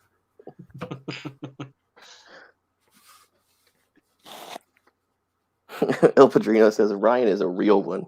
That's right. Peter Engstrom, I once told a Helen Keller joke in front of a deaf girl. She could read lips. It wasn't my finest hour. That's pure gold. Man. That is pure gold. That's great. I was That's just like, about to make a joke and be like, it's okay, she didn't hear it. That's like I had this. I was working on a comedy bit years ago, and I was all pissed because I found out, like, of course, Louis C.K. had just released a bit that was very similar. It's about like people walking their carts through the grocery store. Only his was that people don't push their carts like they drive, and mine was that they do. Like, you can tell how somebody drives by how they maneuver their cart. Mhm. And my wife and I were talking about it, and we were working it over because I was just writing it out for a friend. And as I was explaining it, this girl opens this door in front of these two old people and like almost knocks them down as she's leaving the coffee shop. And I go to my wife and I point at her and I go, see, imagine how she drives. And the girl turns around and it's an Asian girl. I'm like, oh, damn it. Damn it. I'm like, oh. And like, whenever that used to happen, my wife she'd be like, you're the worst accidental racist. It's like, you're always such an accidental racist. I'm like, I didn't know she's Asian when I pointed at her. I was like, I don't know. I was making fun of her because she was a woman. Yeah, exactly. Like, that's what it was. But yeah, I just proceeded to go into the coffee shop and hope that the girl left without coming back. I thought the bitch was white.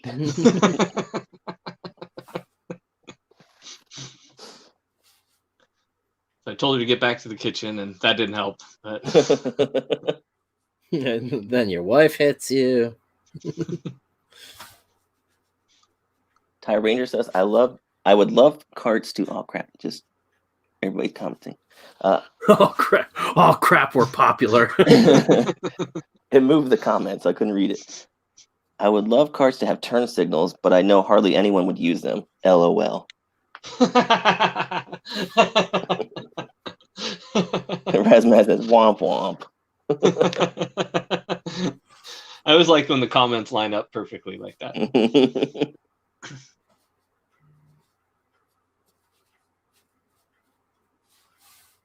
So is Rusty in Japan? Rusty Deo?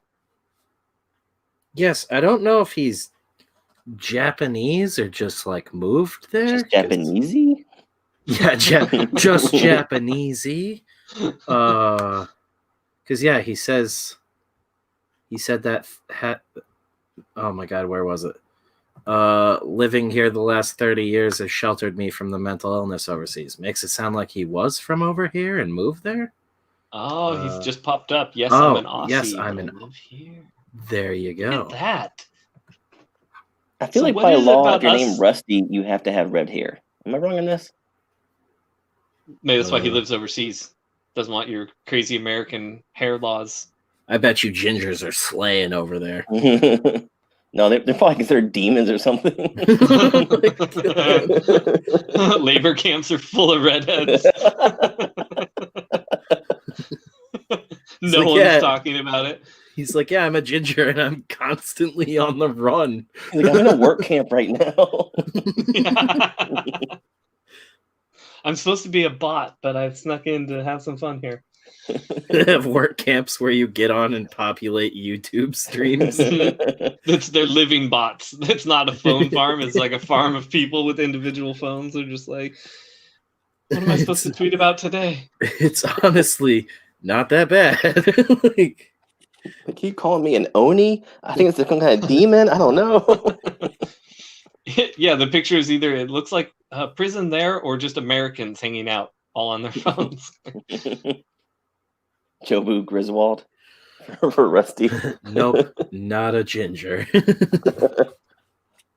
I'm Not safe. slaying it. Yeah, right. Sadly, they don't call me knee deep.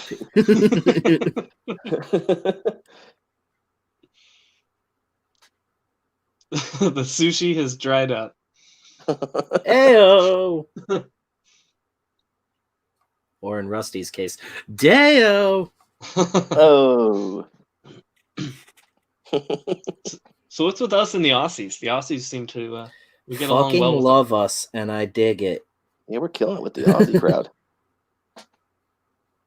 Like I even think of Mitch as like an American Aussie. But the Kiwis hate us. Yeah. Fuck them. They're busy sheep herding, right? Yeah. Herding the sheep. That's what they do. Sorry, did you say herding? You guys giggled like you were remembering fond times in New Zealand. Yeah. Your damn mouth shut.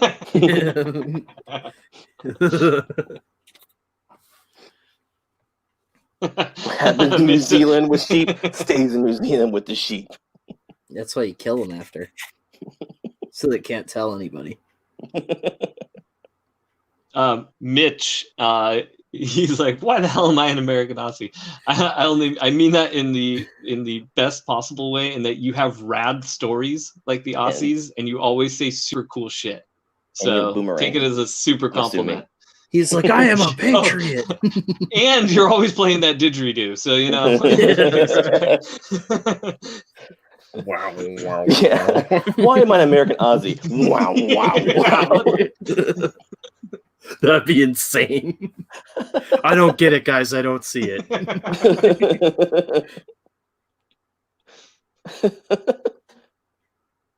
Okay, cool. He's cool with that. Yeah. It was meant in the full mad respect of the Aussies that we have in the house here all the time that just cracked me up. And yeah, you do the same thing, Mitch. You always got the right comment at the right time and a cool story from the past. You also seem to operate in an Australian time schedule. That always blows my mind. I'm like, oh yeah, it makes sense for the Australian guys. It seems to be like the middle of the day for all of them. But everybody else, I'm like, fuck, everybody else is up late as fuck with us. A lot. And I love it. I'm not complaining, but Last Beat says, I saw an episode of Drugs Inc. that said Australia has a badass meth problem right now. badass. It's a wonderful way to describe it. It's a badass problem. It's so cool. Oh, gotta say it's a problem elsewhere, but it's a badass problem here. Lots of gunfights. Hey, you guys got meth? Be a lot cooler if you did. we mostly shoot smoke you meth later. and do rally cross. Oh, and he my said, God. it's coming from China, it's dirt cheap, and the whole country is tweaked out. That would explain Colin. Hell yeah. Oh, not that. I wasn't agreeing with you. Yeah. Hell Damn, yeah. it's too hard to call in there. Jobu says New Zealand is for hobbits. Yeah. Little holes to stuff them in. Ty Ranger says, weirdest convo I've had with an Aussie was talking about having ground kangaroo for dinner. Turns out if I said minced, there would have been no issue. They're like, why are you eating it off the ground, mate? It's still alive. Can get you some fresh.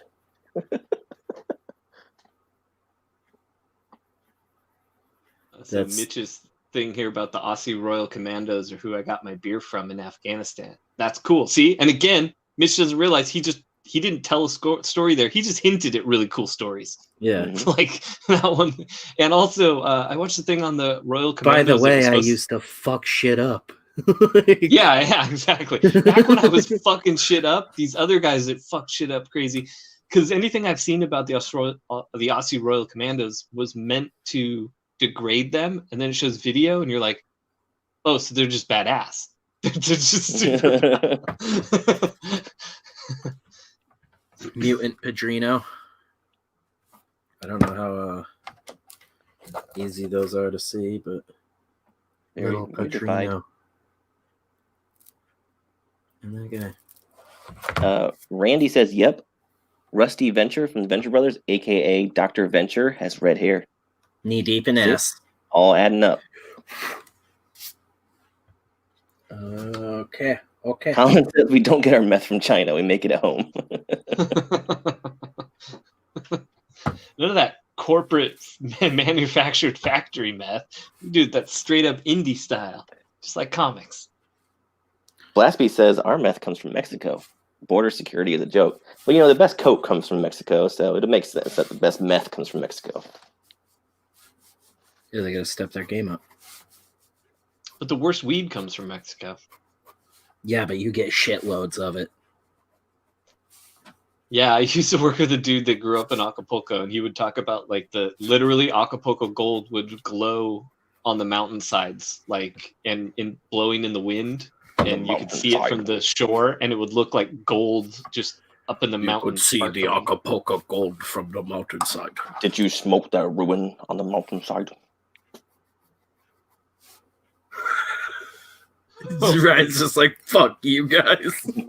Oh no, sorry, I was actually just reading the chats because we have wall meth coming up from Jobu.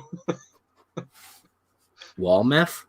Like Walmart meth. Oh, okay, Wall yeah. meth. I was like, I thought he meant like hidden in the wall. I was like, that's Mexico. So it's like straight out of Sicario, except there'd be some dead people in there.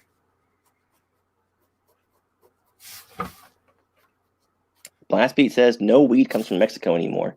The United States legalized it, so the former wheat fields in Mexico are now poppy fields, just like Afghanistan. How convenient for everyone. Time to invade Mexico. Yeah, you Better guys got save oil? You guys need some freedom. Hey, you dudes got oil? I love it. Blast Beat's always like a little like mini documentary in comment form. Mm-hmm. Well, he is the industry. He's got a lot of different companies underneath of him. Dude, Mitch sent me a photo of himself and fucking holy shit, dude. Straight on, Mitch looks like an action hero. He's got a fucking chin like a fist. Chin fist. Coming from Death Curse. I'm not even kidding. Can he take it on the chin fist? Find out next month. Yeah. He's like Chuck Norris if he shaves his beard off. There's just 4 fingers, fucking brick like knuckles underneath. Or I guess you could say like he gives it on the chin, or gives something like, "You ready to take it from the chin?" Well, I'm like, take it from the chin. Well, I'm like, these are supposed to be like just like concept ideas for mutated people in the 24-hour comic. And then Mitch sends me a picture. I'm like, I could literally use Mitch for my survivalist guy. I'm like, he's like that role perfectly. He's like, draw me mutating, and you're like, I'm drawing you handsome. Yeah. You're going to be perfect. Give him those Mark Silvestri lashes and stuff that he gives the dudes.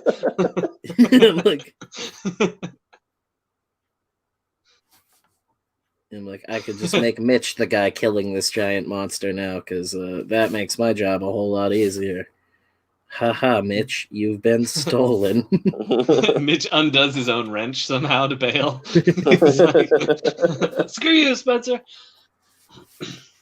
Yeah,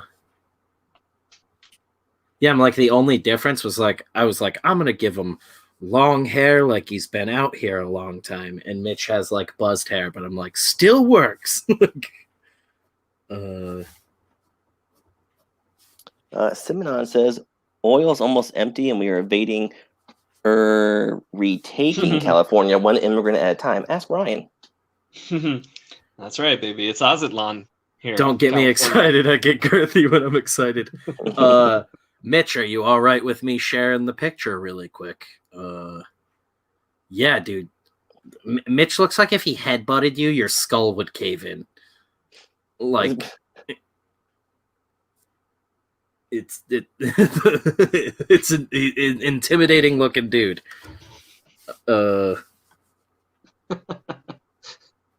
Ty says, "How do brass knuckles work on a chin fist?" He doesn't need them. The brass knuckles are the bones underneath. This is very piratey there. I think I'm gonna have to pull Colin up on my phone too, because it's like it comes up too small on my computer to. Well, pulling someone up means something different in Australian, by the way. Mitch says, "Go for it." Yeah, right. Thumbs up. Here we go. Chin thumbs up. And and that Punisher in the background too. But yeah, Mitch fits what I'm going for perfectly. So this might have just figured out my whole comic for me. Yeah, the fucking Aussies were like, "Oh, dude, see that guy? I'm gonna just give him our beer and hope he doesn't beat us up." Yeah. Picture off here so he doesn't burn a hole through my soul. Mitch didn't include the part where he's like, "Give me your beer, I'll headbutt you and cave your head in." He's giving me the penance stare right now. It's creeping me out. And you're right. He's the leading man version of himself. Like, if you were gonna draw him as the leading man in your book, you're like, well, that's him right there, motherfucker. Yeah, he just Frank Frazetta it, just puts himself in it. Yeah, don't headbutt us, Mitch. Yeah, I like my skull. Don't chin butt us. My girlfriend likes Cool. it too.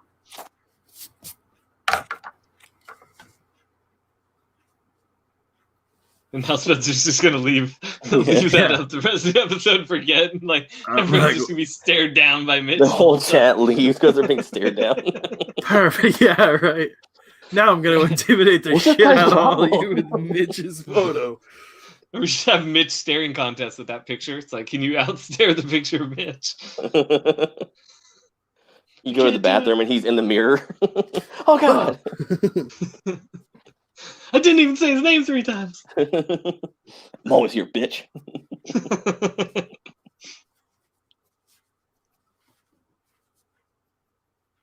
El Padrino says, "I feel like he is disappointed in me." Oh my god. Not at all, dude. That's terrible. It's like I can't take Jeff's golden boy away from him.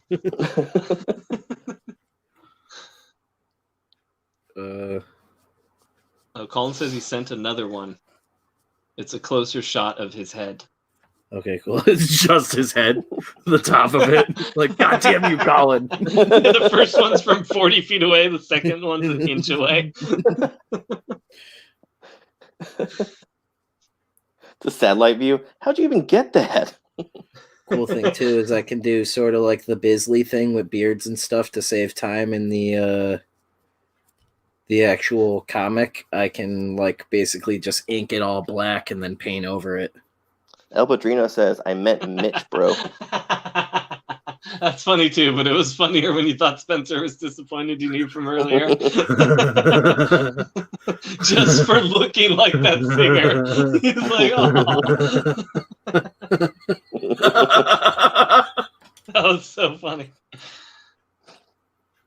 But no, we know what you mean now.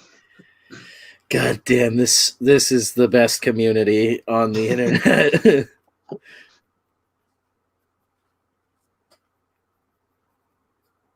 So what's up, guys? I also need to pull up all that shit I sent Jeff on Twitter because today was just ridiculous. I feel like we could have a really good Dirty Dozen with our crew. Hell yeah. Get our chat together, kick some ass. Maybe a wild bunch. Smoke some crack in Oregon. Shoot some fools. Take over Oregon. Yeah, well, with all the crack we'll be smoking. There's a new warlord. He calls himself Death Curse. Nobody knows who he is, though. We're live in 5, just firing an AK-47. Smoking crack in downtown Portland, like. Yeah, we'd be streaming constantly. What would we do with all that energy? I am and everyone in Portland would be like, what side are you in? And would you just blast them? Yeah. Like, not yours, bam! If you have to ask, you're not on mine. That's right. It's like we were saying with Blast Beat the other night that like we're not right, left, or center. We're the outsiders. Like we're just here to fuck shit up. Yeah. Yeah, suck it. We're Degeneration X. Suck it. Yeah, we're grown 5th graders. That's accurate.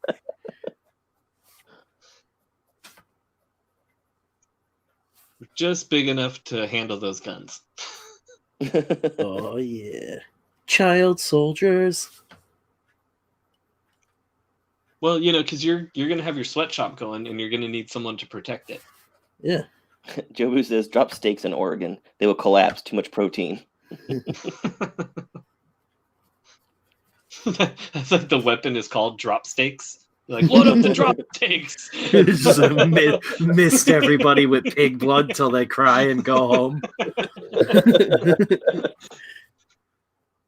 How rare the drop steaks? As rare as they get, Commander. All It's right. just a live cow. We're cutting them off. Fly by with like free vegan meal banners and just start misting everybody with ground beef and pig blood. Instead of a whistle bomb, it's just the cow.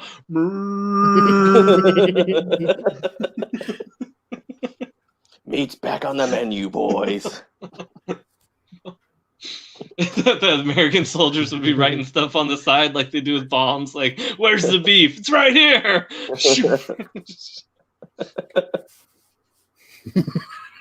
Jesus Christ. I want to draw that now. Poor cows.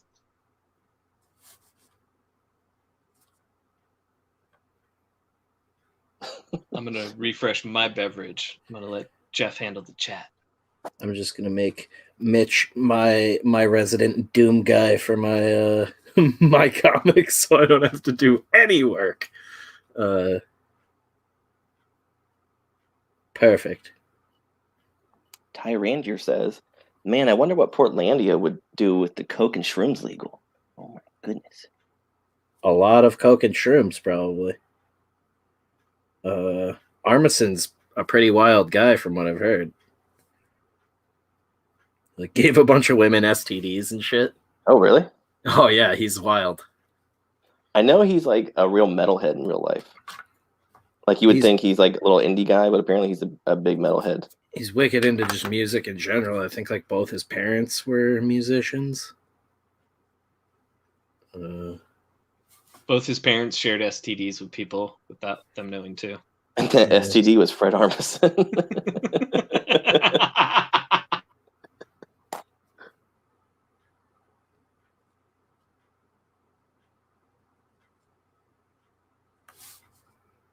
Hell yeah.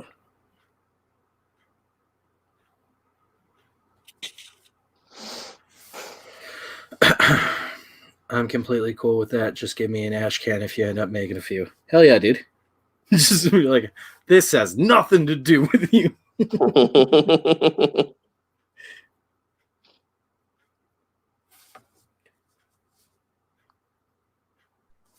All right. Oh, go ahead. Go ahead. No, you go ahead.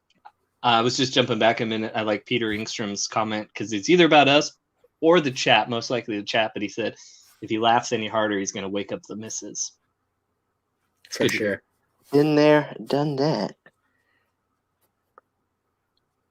And then it looks like Mitch was actually replying to Peter with that. It says, if I laugh any harder, I'll wake up the missus. And Mitch is like, I'm completely cool with that. Just give me an ash can if you end up making a deal.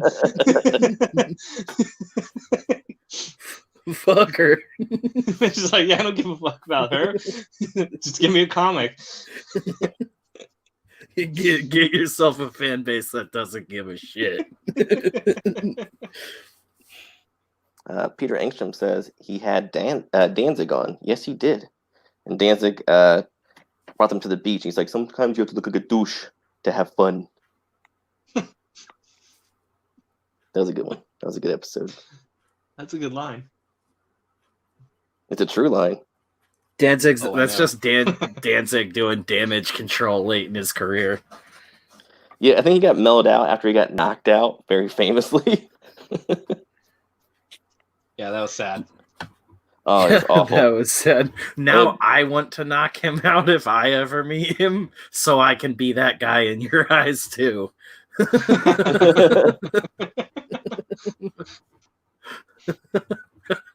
I punched out Danzig just to piss my friends off. I just want to see how bummed they get. It's like, Spencer, he's like 70 years old now. It's just mean.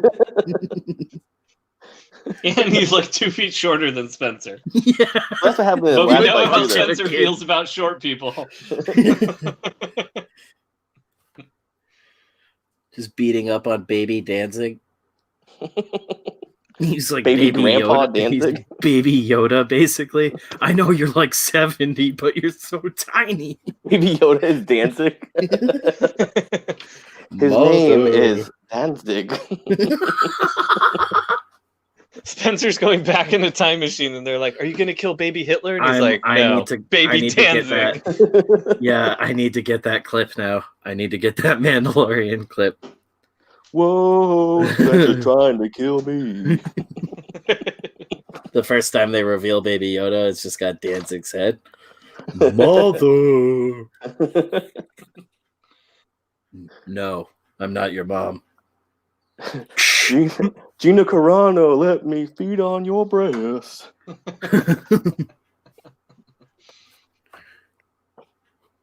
Well, that's a given. Everybody just lines up behind him. Can we have a turn too? We are never getting her on the show.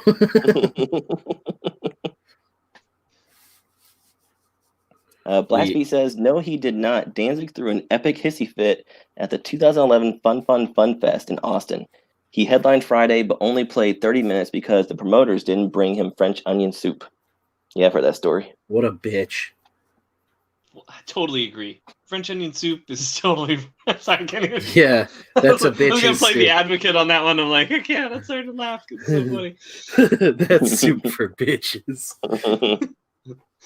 Oh, it was Wolverine's that'll favorite rip right through you. You got to be kind of tough to hold in the French onion soup. No, it's a challenge soup. Who would want that before going on stage? Who would be like, seriously? That's a bet. You're like, it's French onion soup, and then I'm gonna go yell on stage for an hour. What? He's like, yeah. Do you have any chili too? Can you bring out some nice hot chili? Mitch is misunderstanding. I fucking love French onion soup. It's one of my favorite things in the world. That's why I'm saying I know I would never have it before going on stage because I would just be shitting to half hour into it. I was also like, now I just want French onion soup. Oh yeah, I'm down. Even after shitting it out, I want more. I love the passionate fuck off. Ty's comment, if you think about it, egg salad is really just chicken salad. Danzig.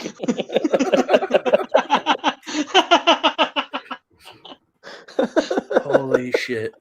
Oh, that's funny. This is excellent. I need to bring that down a little bit. Joe Boo with the mother, will you bring me French onion soup? But wait, he's Baby Yoda, so it'll be Mando. In a half hour, I'm gonna do. Mother.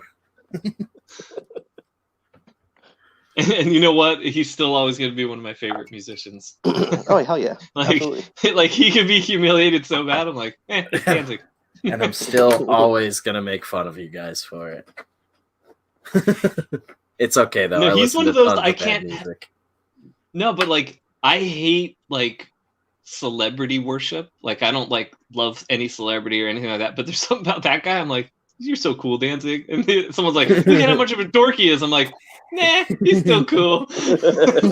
Yeah, it's insane. It's so weird. Like, I see it in myself. I'm like, I don't know what's wrong with me, but that's just how it is. It's like if I was bonkers about Elton John or something. Like, well, who's not though? It's insane. Not like his whole, like, everything about him. You can appreciate a man's music. There's something about dudes who are into Danzig or just like, yeah, he's just a cool dude. No. Dude, we had a guy in high school, junior high, it started, but he dressed like him, and he changed his name to Glenn. Like, he basically identified as Glenn. And he was just knee-deep in it. He chose Glenn? Because he wanted... It was so weird. And I knew him for like a year before I knew, because I just thought it was weird. I was like, oh, this guy Glenn dresses like Glenn Danzig. And then finally someone's like, Glenn's not even his real name. I was like, whoa, okay, that's weird. That is absolutely hilarious. Randy also sent me a photo. Awesome, dudes. I'm just doing these rough sketches. I'm probably going to do another random one now, but I will definitely keep getting to all you dudes. Trying to keep up with... This has been a hilarious night. Crazy. Corey Taylor is kind of an asshole. The clown is a horrible person. Music rules, but fuck that guy. I've heard that too. He makes movies as well. He did a movie with Glenn Howerton, whatever. Howerton. Yeah, and what's his name? Teague from Sons of Anarchy. I cannot think of the actor's name right now. Yeah, I can't either. It was Officer Down. Joe Casey comic, I believe.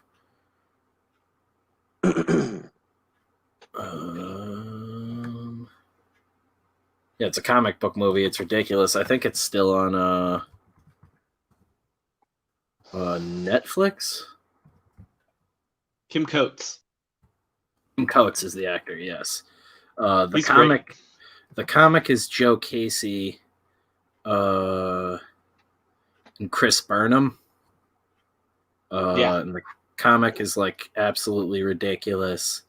The movie's pretty ridiculous too, but Sean Crahan, clown from Slipknot, directed that. Yes, that was exactly.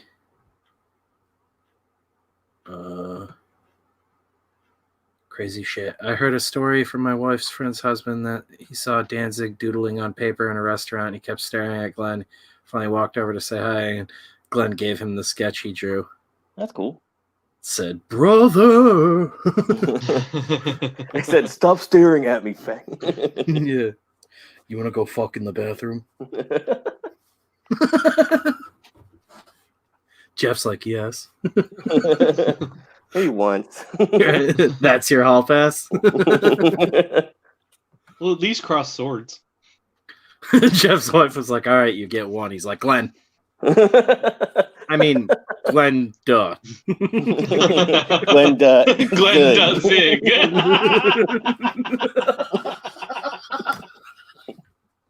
Jesus. Oh. Like how we were able to sing that in unison. You guys are finding new creative ways to be gay for Glenn Danzig. It's all for you, dude. I watched Jonah Hex and I didn't even know Mastodon know did that. the soundtrack. I watched Jonah Hex and I forgot I watched Jonah Hex. I don't even mean that that's bad. I just forgot about it. Jonah Hex killed Spencer. At least he muted him. Oh my god, Yeah. something got in my diving gear. Water in the lines. Jobu, get gay for Glenn fundraiser. Dude, that should be the first shirt. Is just gay for Glenn Danzig. Just him laying out like Winslet in Titanic. Oh no. And just like we see Jeff from the back sketching him on the pad, and it's cleverly covering Glenn's penis. It's all just his penis. It's covering Danzig's face so we don't get copywritten.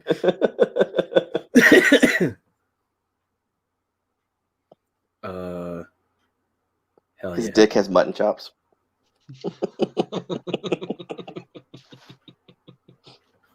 Jesus. that like did it.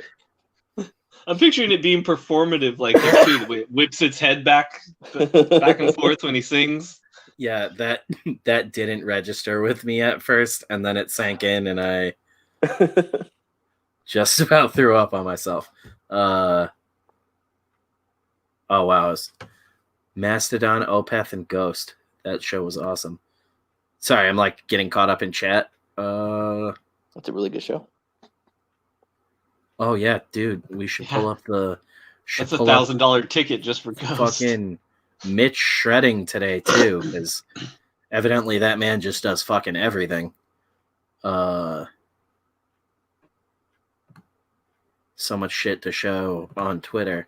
I sent Jeff, like I started sending him shit when I'd see it on Twitter, just like, I need to remember this. Like, Mastodon did that thing for the Aqua Teen Hunger Force movie. Do you remember that?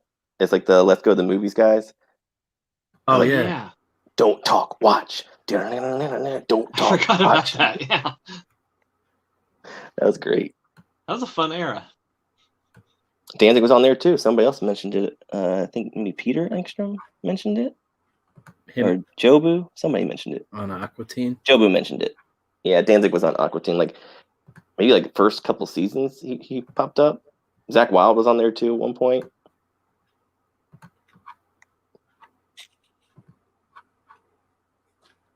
Fucking Mitch. And then it jumps right out, of course.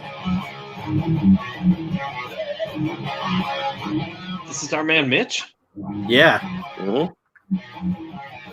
With Voidwalker and Cade in the background.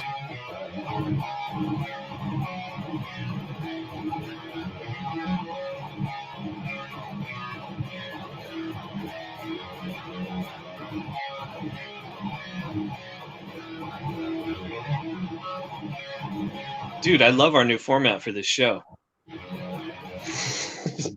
Yeah. Just rock and roll and comics.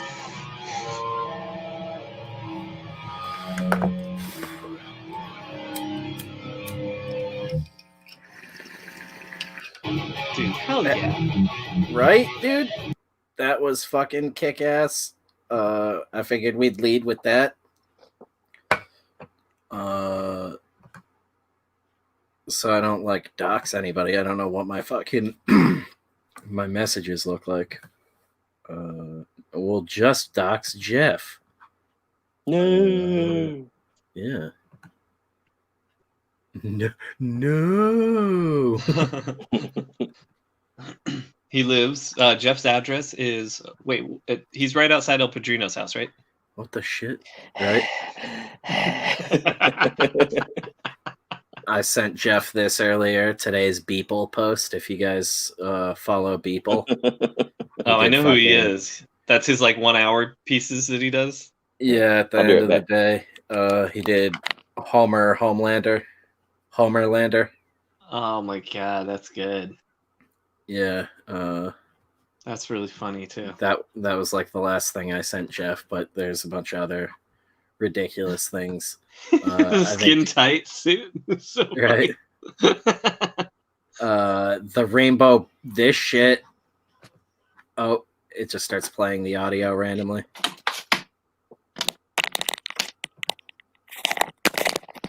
Okay, I guess I gotta just open it. I'm back.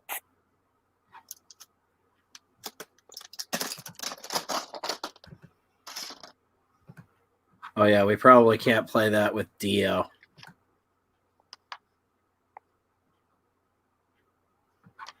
Fuck it. Ryan, just sing that it. animated intro is awesome. Yeah, and it rules with the music, so I'm just gonna play it. Sing it, Ryan. I don't know it. When there's lightning. I didn't hear it yet. I've watched it a few times, but I thought it was just no audio.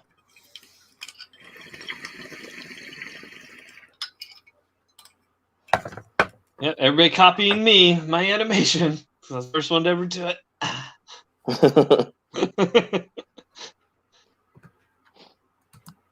Did Kelsey do this? No. No. Go ahead. Yeah, it's one of his fans. I was just about to say, I have it pulled up here. You know what? I did see. Yeah. Yeah, RE6. It's Ari Shafir. Now, this was another crazy fucking one. This is where we start getting into some dicey territory.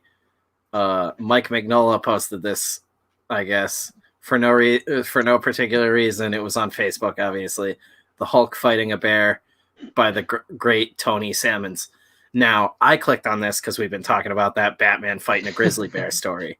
And I was like, whoa, crazy that something so specific like this would come up. And granted, it's not Batman, but the Hulk just randomly fighting a grizzly bear. The number one comment to it, Bill Sienkiewicz. I don't dislike too many people in our business, but Tony would qualify if I gave enough of a shit about him to care. He was fucking my wife in the early 80s. One of the reasons I got divorced. So in that, he did me a favor. The two deserved each other. All in all, he's a talented douchebag. Emphasis on douchebag. What a twat. Dude. Bill Sienkiewicz. Damn. That explains a lot. That explains so much. Why? Tony Sammans. Dude, Bill Sienkiewicz. I love how blunt you win for that. Damn, that's some crazy shit. Yeah, dude, I woke up to that today, and I sent that to Jeff, and I don't even think Jeff responded. I didn't even see that. No, I didn't even see it. Dude, that makes it so much better. Oh that yeah, I can't. Hilarious. Yeah. Wow. Oh, this was another good one.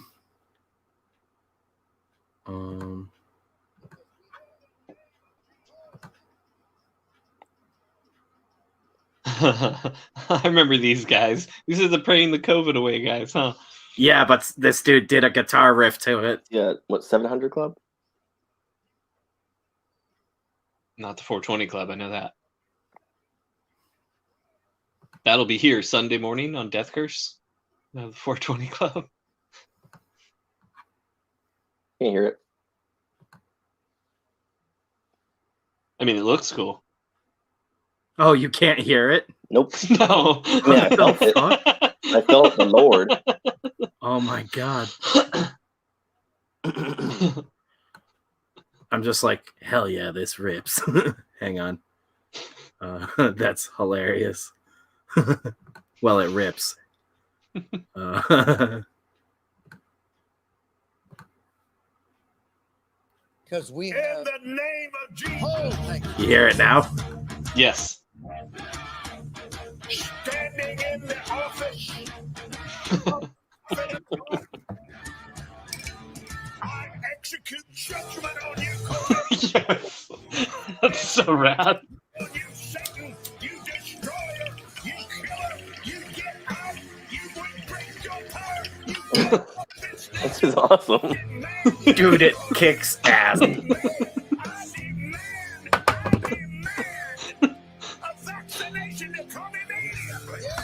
Yes. This guy should totally start a band. I call you done. I call you doggone. You come down. Dude, heaviest single of the fucking year. This is better than Ozzy now. You fall on your belly like God commanded you when He put His foot on your head. Yes. You will destroy through COVID-19. No more. Yes. Is finished. It is over. And the United States of America is healed. Blast Industry says no more. Peter Engstrom says Striper took a really weird turn. Yeah. I saw that again this morning and was just like, holy shit, that is way too good. That was perfect. Oh, and this was the other thing.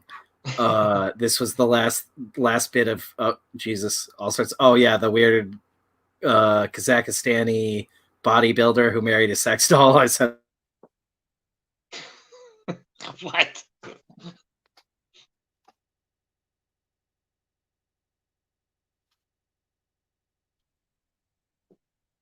Did you freeze? Is it me or him? I think he froze. Oh. Oh no. Oh, you shouldn't have fucked with the preachers, man. Oh. The Lord struck him down. Oh God, the Holy Spirit is fucking with your laptop now, buddy. This is what you get for playing with Satan. You're gonna fiddle the devil's nuts. You're gonna pay the. You're gonna taste the spice. You're gonna feel the burn. All right, so finally got rid of him in only 2 hours 10 minutes. Oh, You guys. so long. But he will be missed. Yes, Jobu, Rip Spence, Simonin, Spencer died. Yes, he will be missed. Really though? And I think this is a typo by Ty, but I think he meant to say Holy Ghost in the machine.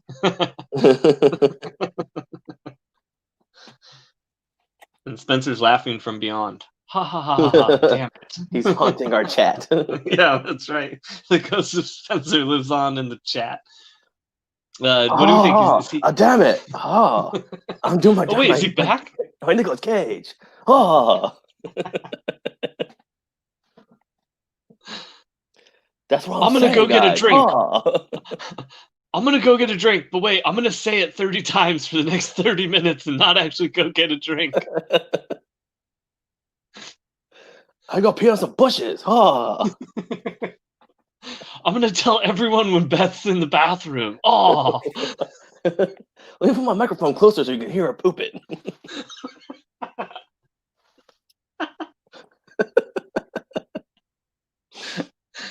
I can't wait to get my sweatshop worked out. I'm gonna be making everything. Oh.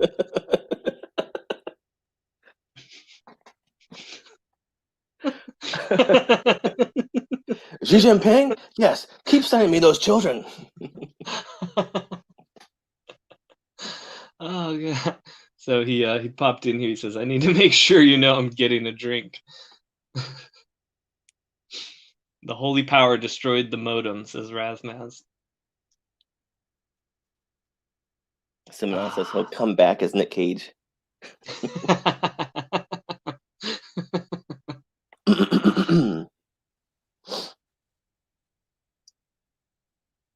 Is to restart the entire internet for the East Coast now. I'm surprised it hasn't happened to me. Do you just being kicked off? You mean kicked off internet like Wi-Fi at your house? Yeah, because like the modem will just like restart. Like, I think that usually like 2 o'clock in the morning.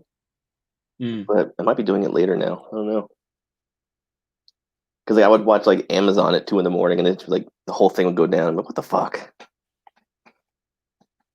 That's lame. But ours was like that too. We finally, man, I didn't know what a difference high-speed internet would make when we got it last year. Like even uploading a page used to take so long, and now it's like a matter of seconds. I'm like, what? But we're still in like a weird pocket. So there'll be days where like my phone, I won't get any calls or messages. And then that night it'll be like, here's a bunch of messages that were from 6 hours ago. I'm like, oh, cool, thanks. My mom's at the hospital. Awesome. Where are you? Oh God, we need you. Yeah. No, they like text that stuff. Like like I got a bunch of texts like that from my mom. She's like, oh, I might have cancer. I'm like, why don't you call me and talk to me about this? And then of course it's my crazy old mom. So then I'm like, so what? Okay, so you might have like what? You got a test done? She's like, no, the doctor didn't like a look of something, so he's having a biopsy. I'm like, okay, well then we might all have cancer, Mom. Yeah. Like Jesus, like, he'll send a text like that. Come on.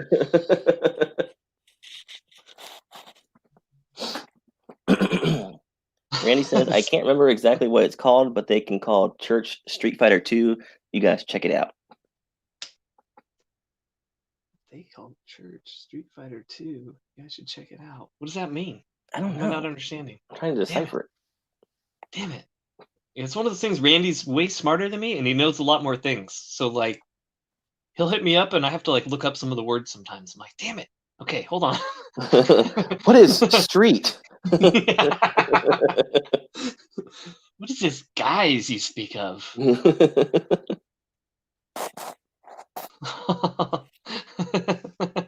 Jobu says Ryan and Jeff stuck like Superman 2. I think he means like the bad guys in the Phantom Zone glass. Well, I'm not kneeling, so it's all you. Damn it! Can we both say that, or does one Hold of us it. have to kneel? Damn it! What was it? I Zod, Ursa, and Nan. Can I you dress up always like forget Ursa? Oh, damn it! I mean, they're all wearing the same thing, so like, it doesn't. Wasn't You hers don't have kind of the like hairdo see-through right. though? What was this? I think it was the same. I think maybe she had see-through sleeves, but whatever. I'll sport that. I'll I'm sport gonna that. Google this for my own research.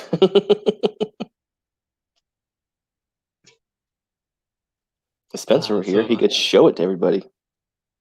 Whoa, it's not that kind of stream. Oh yeah, hers is kind of see-through. I was right. My perverted child mind remembered that. But otherwise, isn't it basically the same design? Yeah, but basically doesn't mean that fucking what's his name, Terrence Howard or whatever, is walking around with a see-through costume. Terrence Stamp. Yes, Terrence Howard.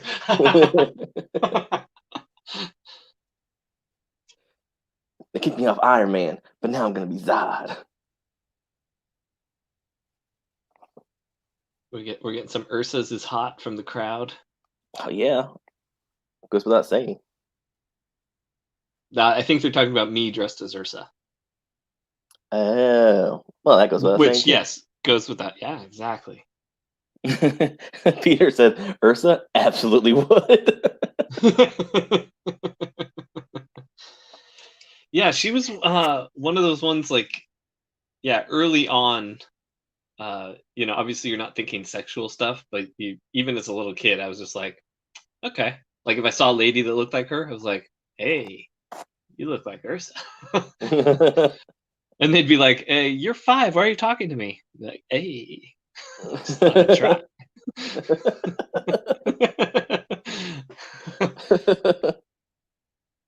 But then I think Jem was my first actual like crush as a little kid or something, because I had a weird dream about Jem when I was like 10.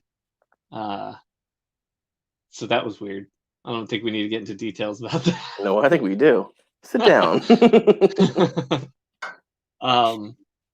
Nope, she was in my room. She woke me up, and What the we fuck? just started making out. That was the dream. And I woke up like scared and embarrassed, and it felt weird. But I was like, I have nobody I could tell this to. Like, there's no not even to think it's funny or to try and figure out why did I have a dream that Jem was kissing me? You woke up like Angelina Jolie in Hackers after having a dream about making out with Johnny Lee Miller. Oh, ooh. Oh.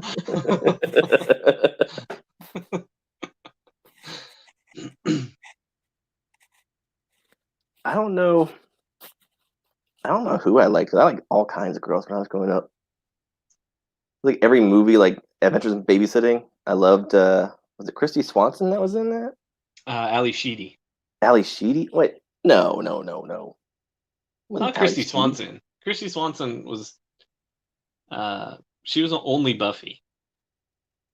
Okay, yeah, she was Buffy. Not Ali Sheedy. I'm sorry. It's the girl that's in The Boys. Elizabeth Shue. Yeah, that's it. Ali Sheedy's the brown hair. No, it was Keith Coogan.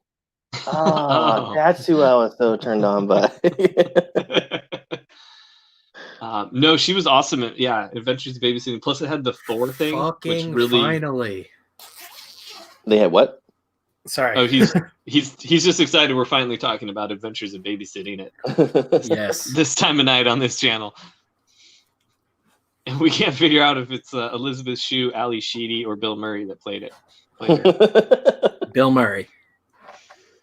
Oh my god, dude, that was fucking ridiculous. So evidently, I was gonna say, so evidently Tuesday nights, my router decides to refresh itself, because that's like 2 weeks in a row now. That was fucking annoying. Sorry about that, guys. Oh, we weren't annoyed at all. Oh, yeah, right. Our first crashes. We were just gabbing. Talking about the first time I had a sexual dream about a fictional character. Good You know, stuff. the kind of stuff, high quality stuff you expect on Death Curse. Just guys being dudes. Yeah. I take her to the mall. Yeah, it was at the same time I had hidden pictures of Madonna from a magazine hidden in my bedroom. Like I didn't have porn, I just had pictures of her. I had Sable. Oh, Ryan, I'm gonna put you on the the spot. wrestler. Yeah. Oh, Well, really? she wasn't really a wrestler. I'm gonna The put you on the wrestler. spot really quick, Ryan, with a Hellseekers question. You I wanna? had China. You still? Oh my Go god! ahead. You still want to ink me on a cover? Yeah, let's do it. Cool. That is all. Yeah, that's It it. might just be the Coke speaking, but Yeah, right. So that It's all that. Mexican It's chick. all that Oregon meth.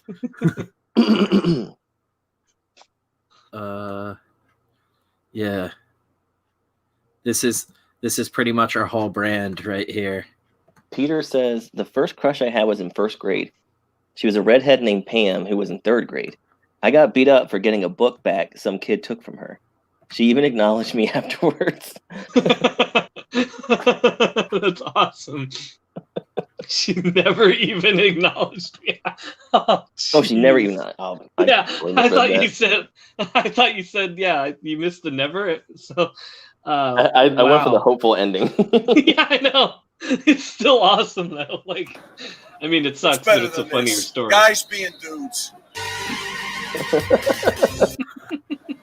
What's better than this? Guys being dudes. Hell yeah, guys. Hey, did you Guys being see? dudes? Did you see that female kicker for I think it was Vanderbilt? She was the first female kicker in was it SEC team? Yeah, in that league, she's the first. She's like the third overall or something. Yeah, her name's Elliot Page. Oh my god. Ha! Slam dunk. Well, you should pull up the kick. Hang on a second. Great kick. I mean, it's a whopper. I'm gonna pull up the video that threw me off of the stream last time. I don't know how much of what you guys heard before, but this is some Italian singer that wrote a song in the 70s with nonsensical lyrics that sounded like American English. Yeah, I saw that. Oh yeah, this is cool. Yeah, to approve to Italians, that basically just to prove that Italians would like any English song. It was a huge fucking hit, and they made a music video for it, and it's fucking insane. Like, I think I watched this like 3 or 4 times this morning just to like get it out of me. I was screaming laughing at this like an idiot. I don't like that. This was a fun song until I realized that there's a secret message involved. Keep buying, get more credit cards, buy from Amazon Bezos. Oh Rub his head. It's not for your luck, it's for his. He steals your luck juice from your hand when it touches his head. Now, come on, pull up that kick. I want to see that kick for progress. What's her name? The greatest kicker of all time. Oh, okay. Because that's gonna pull up a woman. It absolutely will. Obviously. Type Hillary Clinton. The greatest kicker of all time, Adam Vinatieri. Justin Tucker, Morton Anderson. Morton Anderson kicked for New Orleans. Yeah. Sarah Fuller. Trailblazer. Sarah Fuller. Full of progress. That's what she's full of. Kicker. Full of Hey, she's shark not writing the testosterone. headlines. What am I looking up? Kick? Mm-hmm. She's just kicking balls. Big Kick kick? heard around the world. Greatest kick of all time. Sarah Fuller sticking with Vanderbilt football after historic kick. Why is it World-changing historic? kick? Because she's amazing? What the hell's wrong with you, dude? Dude, give me a real fucking answer. What is exciting about this kick? Is this like a women's league or something? Is she in a men's league? She's the first woman in the SEC team's football team. You know, she's awesome. Okay. I was not. It is I a was men's not team, here. yes. Okay, yeah, I was not here for like 90% of this conversation. That's why I'm like, what is the significance of this girl kicking a football? Because nothing is coming up for it. Last beat, Morton Anderson was the greatest kicker of all time. But now a woman has stepped on the field. I cannot find the video of her kick. You can't find Sarah Fuller Vanderbilt kick.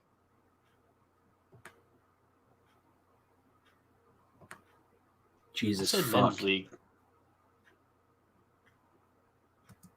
Wow, the first thing that pops up is a player named Jerkins. I think we found it now. Jesus. Look up Sarah Fuller yourself. It's really bad when it's a historic kick and she's like the 10th thing to come up when you search her name. And historic kick. 21-0 game. Probably not a whole lot of interest with a 3-score advantage for Missouri, but there is huge interest. Oh, I got goosebumps, guys. In college football. Ball like you're supposed to. She just immediately goes to the sideline. It'd be funny if there's a quicker edit of that. Okay, they're at the 30. It's just fucking stupid. 30.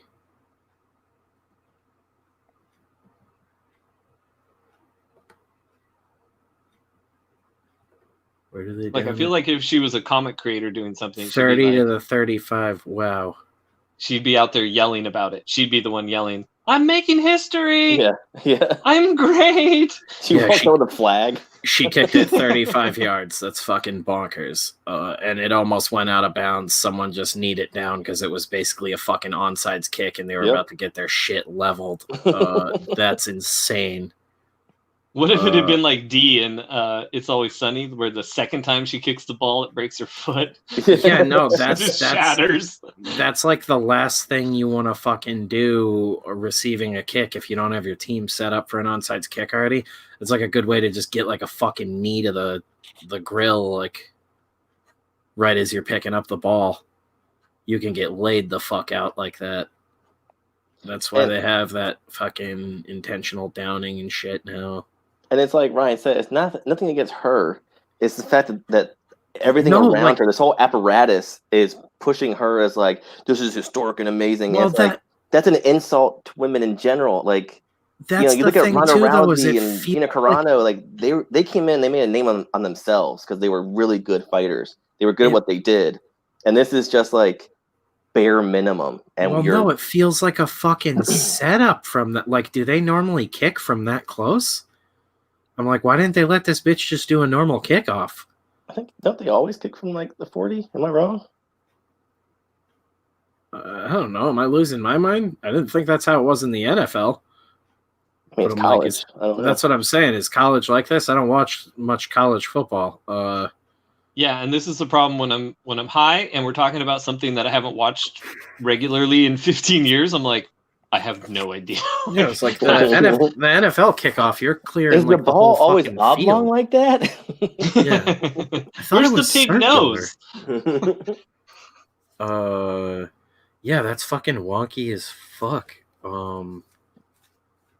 I thought football they kick the ball around. No. What I mean by that is like if they normally do like a full field kick like the NFL. Like, it almost feels like it was set up to make her look like a fucking idiot. Like, and just, like, did someone tell her not to fucking blast that thing? Like, I'm so confused. Yeah, it's weird. She, like, barely kicks it. She doesn't have, like, the full follow-through. And yeah, you can see she's holding back, and I don't think that's, like, nervous. Like, I feel like, I think she was a soccer player or something. It's like, I feel like they just said, okay, we don't have the money for soccer right now because of COVID, so you can play football. Yeah, we're not gonna tell you what to do though. We only have money for one program this year. That's fucking, and like for a moment I thought you were being serious. I was like, oh, let's see this shit, and like it literally feels like somebody was like that feels like the fucking 616 Dan Slott episode. Like that feels like a hit piece on her. Like that felt like it was to make her look stupid. and that's weird as hell. Like if you want to do something monumental, let the girl put some fucking numbers on the board. And I always feel like when I see this stuff, it reminds me of remember that movie G.I. Jane with Demi Moore, where it's like the first female Navy SEAL, and I never like saw it, but never I saw know the what you're movie? talking about. The But in first the time movie- you could see a chick be bald and hot. but she like she finds out that they're making everything easy on her. So like when she's supposed to climb the wall, they actually bring out stairs for her to climb the wall. And at one point she's like, she starts to realize. yeah, like she's like, why am I even doing this? And they're like, yeah, because this is political theater. Like we want to look good, and like, we don't give a shit if you feel like you accomplished anything. But she wants to accomplish something. That's what she wants to like. With this kind of stuff, it's like We don't care if you You're feel hurting successful. that You're girl. abroad.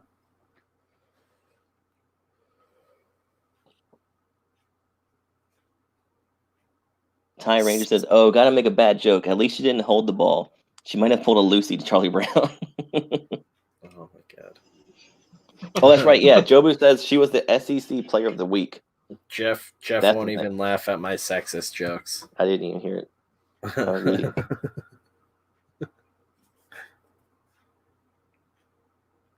I said we don't care about you. We don't care if you feel successful. You're abroad. That's offensive. You son of a bitch. And by bitch, I mean a powerful woman. Yeah, you really saved yourself on that one. We're taking it back. Weird. Excuse me? You just assume my gender? Let me call oh fuck, now I forgot her name. Damn it. Perfect. Give her a call. Elliot, what was it again? Elliot Page? Elliot Page. Yeah, the last name's the thing that didn't change. Yeah, it's like, Jesus, you got I the know. hard part, you idiot. But it threw me off because Elliot. I'm not used to calling him Elliot. You're so good. Don't dead name him. Her? I don't know. Two trans Oh, traders I know were wait, like, when- fuck her. When you're talking about dead naming now, do you refer to the old gender? Oh, that's a good question. Holy shit, man. Yeah, we're going to have That's to get like the a... mess. Yeah. Yeah, Because fuck. you can't, like, the newspapers are getting yelled at by people for dead naming, but there's something to clarifying for information without having to list 20,000 things a person's done for you to go, oh, it's that person. It all makes sense now. You know? So, like, yeah, a bunch of newspapers are like, oh, Ellen became Elliot. And people are just like, what? You can't say that. She's always been Elliot. He, damn it. Oh, no. That's what I mean. So you refer to it like Elliot's always been around. Ellen has passed. Yeah. So then Fuck, everyone's also man. making fun of her, too, because she just made herself a white male and put herself to the front of the line. The Ellen Himself. is dead. Long live Elliot. Sorry, shit, see? Yeah, see, Ryan, you're But, doomed. You're going to trans hell, where they forcibly wake you up and give you a sex change every day. No, wouldn't trans Oh. be being stuck in your gender? No, the other gender. yeah, Then it he's wouldn't saying be. they'd switch it on you. Every Yeah. day I'd wake up me, and they'd Yeah, switch me they'd that day. Freaky And then the next day Friday. I'd wake up me, and then... Yeah, Oh. every day Brian would wake up as a dude instead of the chick that he feels he is. Dingers. He is. Because He is. he is. She is. Damn Don't- it. This is Don't so dead difficult. name Ryan now, too. I'm you so bitch. canceling you, Jeff. I'm so canceling you. No. I'm gonna tell the Twitters on you. Oh, I'm gonna tell the Publix on you. I'm gonna go I straight to the also- Publix. I found this. We were We were talking probably on the about street. It's a nice grocery store. we were talking about this last night on the stream, I believe. The Copic Multiliner SP. People were like, what the fuck? You can replace these and all this stuff. This one actually needs to be replaced. The nib is completely frayed. You won't be able to see it on the camera, but it's like split in two. The nib pulls right out. That simple. Really fucking easy. Pops right back in like that. Like I was telling you guys before. This one's all fucked up though. Yeah. And then the ink cartridges are this little black tab back here. You just pull it out, and that's the whole cartridge. Mhm. It's that simple. Like, this is basically like a glorified aluminum tube with a cap on it. Just holds everything together nicely. It's their whole Blast- system. Blast B But, said, "Call yourself whatever you want. Juno still sucked." Yeah. Right?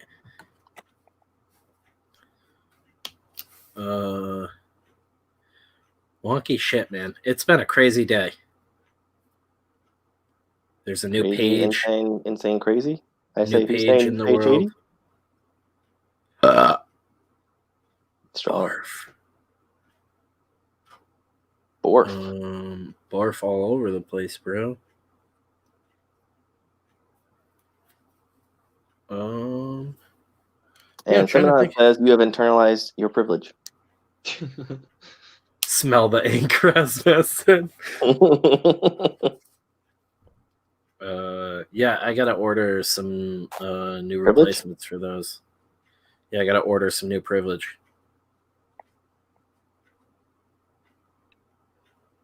Yeah, mine never arrived. So you gotta get the card. Yeah, dude.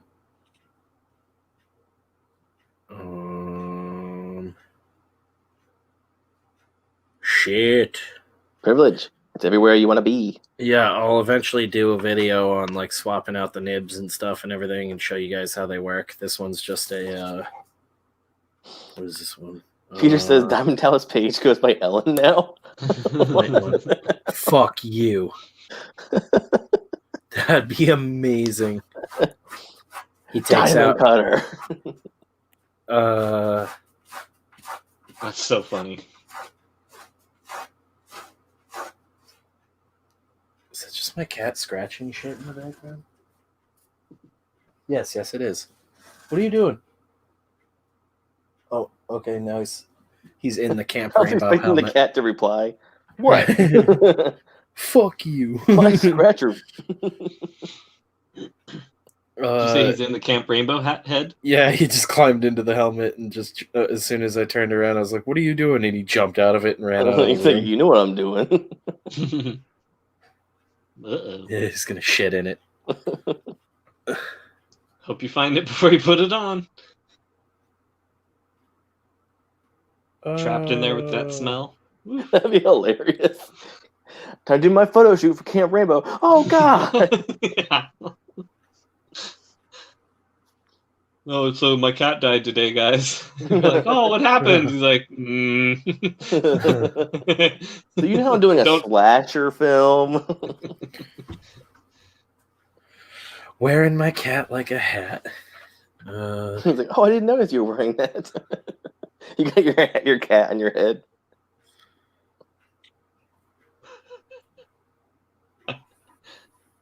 We have completely burnt out wearing cats on heads. all right, then. Yeah, Sarah right. says, I love Arrested Development, but Michael Cera is the prototypical soy boy. Okie dokie. Where'd Michael Cera come up? Oh, I see. Seminar. I have. Oh, we got a comment on the campaign. I'm gonna have to look at after. Asking about getting the book colored. I don't know if that's anyone in here, but it would take a decent amount just because it would be most likely paying a colorist at this point just because I don't have the time to do it at the moment. And then that changes the whole cost of the books and everything. But I can look into that. See where we would need to get, because someone just asked like what stretch goal we would need to hit to color City of Rat. We liked it black and white, but we'll see. I don't know if I would consider Michael Cera the ultimate soy boy. I think he's like a secret undercover cool dude. Like he's probably I like to think he's like his This Is the End version of himself. Yeah. He's just like doing coke and one girl's blowing him and one girl's eating his butt. Yeah. He's eating a donut. I love that movie. Yeah, dude, I might watch that tonight. David Bride is my favorite part of the whole movie. Everything I he got does my in it. character figured out now. I got cool ideas for monsters going. I got a bunch of reference pictures from the dudes. If any of you other dudes want to send me a picture on Twitter, you can DM it to me. We'll sketch something out. It'll go into the book and potentially get used in the final pages. I then got to do a monster that basically looks like thousands of corpses built into one giant monster, and make that work. Yeah. I don't know. Anything else you guys wanted to talk about? Yeah, Ryan, who's the ultimate soy boy? Yeah. I don't know. Yes, you do. I'm going to say Ryan Gosling. No. Because Jeff loves winning reffin' fuckboy. Yeah. I love Ryan Gosling. That guy's awesome. Yeah, I know. I bet you want to kiss him. Oh, it's his wife, Eva Mendes. No. Oh, I forgot he's married to her. No.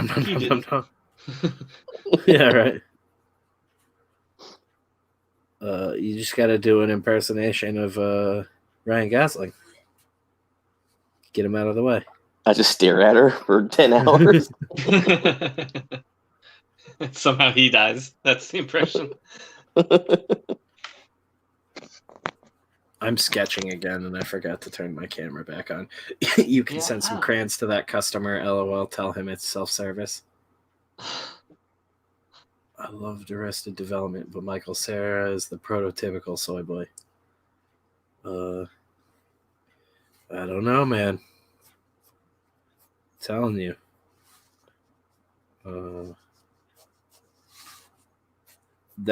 I think This Is the End was Hollywood putting it right in front of our eyes. One of those, if we make them think it's fake, they'll never believe it. Like show them the worst of us. Gosling starting Drive, to me, that was the best movie of the 2010s. Yeah, no, he's good. I'm just fucking around with Jeff. Story of my life. I love all that dude's movies too. I even watched fucking Too Old to Die Young. He's not in that. But it's his favorite movie. It's Ryan I'm talking about the director. So Spencer watched. I'm talking about the director. I know, but he was talking about Ryan Gosling. Yes, I'm talking about Winding Refn Fuckboy. Nicholas Winding Refn, sir. Yeah. The man, so... I wanted to make a movie about how fucking an alien weird I am. that came to the planet. I made a Karate Guy movie about a guy that mostly fucks his mom and fights a cop. That's what he says. Though. He says, like, for her Only God Forgives, he goes, I wanted to make a movie like a Western, but in Asia. And it's got martial arts. And then you watch the movie, and it's just Ryan Gosling staring at his hands for 2 hours and stabbing his mom in the belly.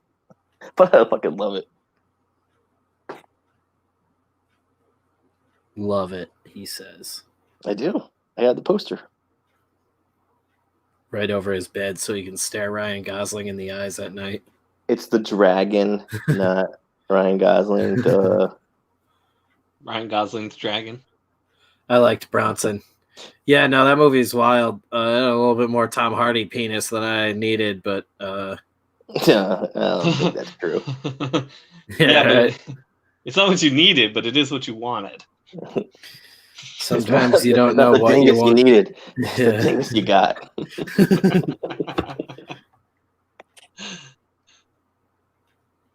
At least it wasn't Tom Hardon. Hey. Heyo. Yeah, that movie is just like 90 minutes of him windmilling it.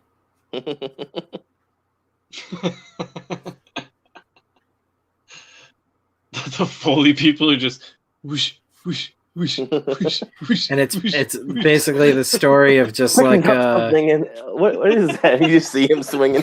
yeah, it's basically just the story of a guy who's like, I'm so wacky the British government won't keep me in prison, and it's like, well, that's a fucking wild concept. Like, anybody run that by anybody up the ladder beforehand? Like, I think I said on here before. I have a print of Bronson, who now goes by Charles Salvador, where he signed it, and what do you say, like "Don't forget me, Santa" or something like that. He's still in prison. he hand deliver it to you. He has a whole like art collection set up online. You can buy his original drawings and everything. Yeah, couldn't you do that with Gacy too? I think you could. Yeah. So Gacy. Yeah, let's get some fat pedophile art. That'll be the channel's thing. We'll start getting art from serial killers and shit. And then we start like trying to find rookies, like people that have only killed a few people in jail. We're like, hey, you want to do some art for us? Yeah, you call that the wild leagues. You want that wild art that hasn't been captured yet? Yo, if you're killing people and you're also making stupid art, we want to buy it. When we start getting that EVS money, That's so all bad. going towards that. That's so bad. We're all gonna get arrested for like promoting murder. That's the least the of the arts. things that we promote. Right. It's for the arts. Yeah, we'll raffle off a Gacy painting. That'd be a wild one to fucking throw into a campaign. A Gacy original. Hang on a minute. Excuse me, what? Yeah, 'cause Peter there's says gotta serial be killer people- drawstring. Yeah, right. We got a real special guest this week. Yeah, we're not drawing serial killers. We have one on the show. Rob comes on. He's like, "Hey, cool serial killer. That's the theme we're gonna draw tonight." We're like, "Rob, meet a serial killer." Oh shit, guys! Oh my god, dude, that would be buck wild. Okay, so now I gotta look to see. Who's available? Yeah, if there's any serial killers with any sort of outreach program. And that does art. If we want to, we gotta be Serial killer an art. artist. Is there a cameo for serial killers? Serial killer prison art. Oh god! Happy birthday! If I get out of here, I'm gonna kill your whole family. I know where you live, bitch. Oh, is Ramirez still alive? Because Ramirez also draws, I guess. Did he die? No, Ramirez was killed. Oh, he did? Yeah, they executed him. I couldn't remember. I'm pretty drunk right now. I mean, we're theorizing about. Oh yeah, died 2013. That was recently. How did I not remember that? Damn, man. Because it wasn't Yeah, I that mean, recently. I'm pretty rip roaring, and I'm like, who can we get some Isn't art from Gaines who still murdered alive? people? Dude, look at this: 10 serial killers who later became artists. Bingo, bango. Wait, BTK? I think BTK's still alive. Oh, dude, does he do art? We can give him some sketch pads and pens. Oh my god! Do you think they let you zoom from prison with a sharp pencil? Yeah, Ed Gein would be like 100. Serial what was the one serial from killer Mindhunter? Ed Gein would be 100. Okay, hang on. Let me share this page. I don't know why I'm not sharing this fucking golden nugget of content right now. Ed Gein was the inspiration for Manhunter, right? No, nothing. Mindhunters. Well, Oh, Mind Hunters. Don't know. Ed Gein The was big guy the from that. What's his name? inspiration for Chainsaw Massacre. Leatherface, mostly. Rose West, December 2018, pleading to be released, where she would likely die for the murders. Is Rose West still alive? It says 2018. She was still pleading for her life to be released. We got a chance, fellas. Rose West And Photo she's of Treasure was by an single. internet troll in 2018 who claimed their parents had just passed and asked the Twitter community to retweet the photo of the two killers in memory. Jesus, that's brutal. And Rose how creates- progressive. A woman. Behind bars, she's not That's what you're trying making. to get out of prison to spend the last years of her life a free woman. Rose creates art, but her art isn't the usual painting or drawing we typically think of as art. Later, Isn't- Peter. She's an avid baker, currently appearing Me pretty too. wonderful combinations of ingredients for fellow prisoners to enjoy. We got to see if we can get some of her bread. She even won first place in an intra-prison baking contest. She's God like, damn it. take that, ramen made in a toilet. Yeah. So yeah, no pencils for Zoom visits though, right? Yeah, it's always something. Peter, thank you so much for hanging out with us, dude. Take it easy. Have a great night. Yeah. But first, you gotta sharpen your shank. What a bummer. She's alive, but she's a baker. Dean Coral and Elmer Wayne Henley were a duo from hell, two killers who combined raped and murdered over 29 boys. All right, boy fuckers. Henley confessed to crimes. He paints mostly scenery, such as landscapes and buildings. Okay, so we buy one of his and then we paint one of him into his own scene. Occasionally does portraits in black and white due to vision problems that make it difficult for him to discern colors from one another, particularly reds and greens. He's just colorblind. It's not. Stop making it like it's a big deal. Like, oh, he has problems making it difficult to discern. I think he's colorblind. And he's red green. It's the most common kind of colorblind. Right. Find a new I passion. don't feel bad for him. Okay. Is there a link to his stuff? Yes, there is. Psychology Today. Magazine sucks. Okay, well, there's nothing good on it. There's one painting and it looked like ass. Oh, there you go. BTK, you were right. Hey. I don't know what's going on now. Oh, it reloaded up to the top. Is it weird that I just know their BTK names hacked us. immediately? I just see Dennis Rader. I'm like, oh, there's our boy. Like, find him, torture him, kill him. Yeah, cool. 10 people he killed, bunch of women and stuff. Did really freaky shit. He was in Mindhunter. He was sort of like the carryover, like overall arc. The main killer they're hunting. And what's his name that plays Jason in the movies? The breathy guy. Right, The breathy guy. Kane Hodder? Yeah, Kane Hodder played him in a movie. Yeah, like a while ago. It was not a good movie, but he played him in it. Rader would occasionally write to fans and people who had written to him and would continue to draw these disturbing pictures. Bingo, bango. Is he still alive? Oh, eventually a judge put a stop to it, saying that due to the nature of his crimes, BTK could sit around and draw bound women all day. The judge put limits on Rader's materials, which he could pen people on the outside and, of course, draw creepy pictures. Okay, so he can't draw whatever fucking creepy shit he was drawing before, but he can still draw. It's just limited. Is he alive? Do you know how bad you have to be for them to limit your drawing?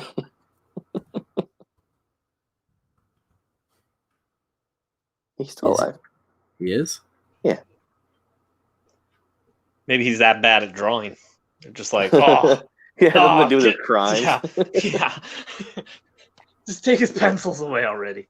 Holy shit, he's 75 years old? Put him in the hole. It looks like a dog. Yeah, all right. Spencer's getting his email. How to write the BTK. Dear Mr. Killer. BTK, we think What you're up? really sweet. BTK Killer to write book about... write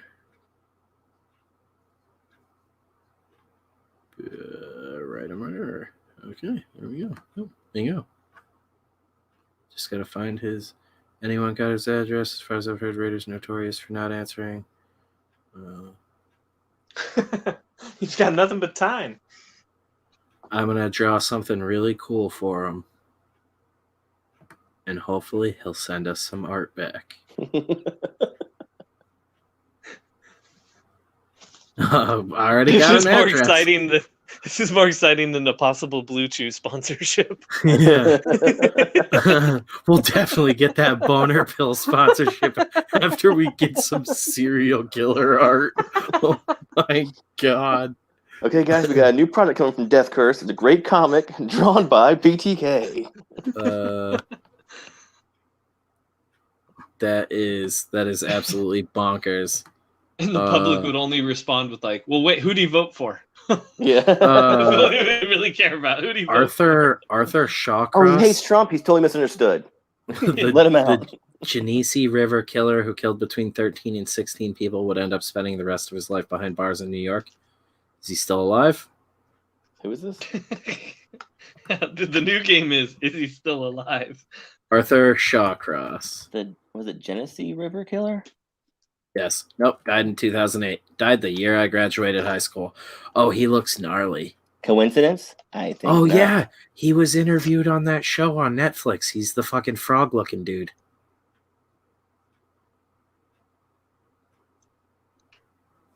Look at this article says his works were actually quite good. To be fair, Actually, guys, it's pretty sweet. Oh, dude, some of his shit's up for auction.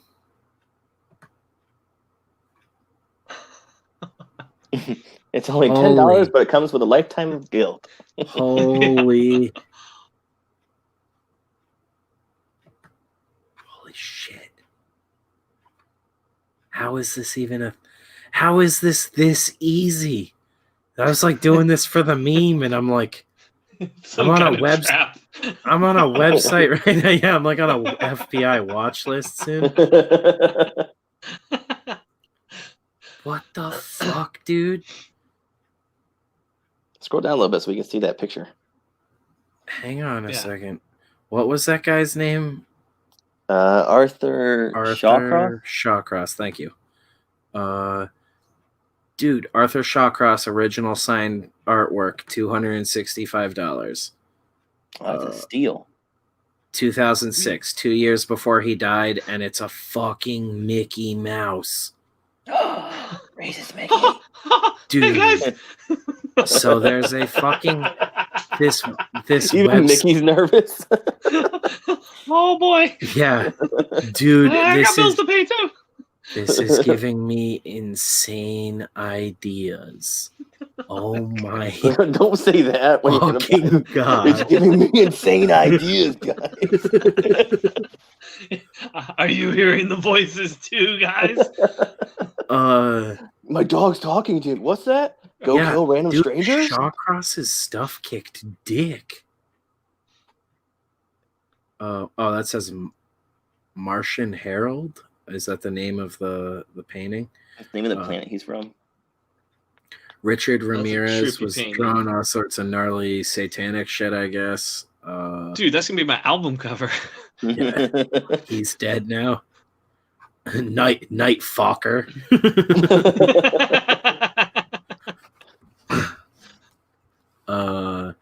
Derek Todd Lee. DNA breakthrough in 2003. Okay, he's probably alive. What does he do? Dude, selling memorabilia, as it's sometimes called on the internet. Okay, no, let's see. murderabilia. Oh no, that's the same thing. Psychology Today. Who gives a shit?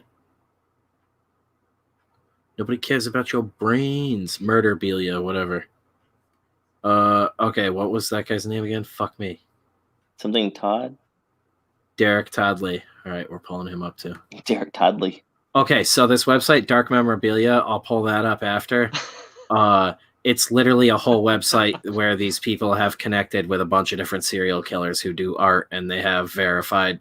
They have Eileen Wuornos memorabilia, a signed envelope from her, a handwritten signed card from her, Arthur Shawcross stuff. Oh, they got Manson stuff. Spencer's like, maybe someday they can rep me.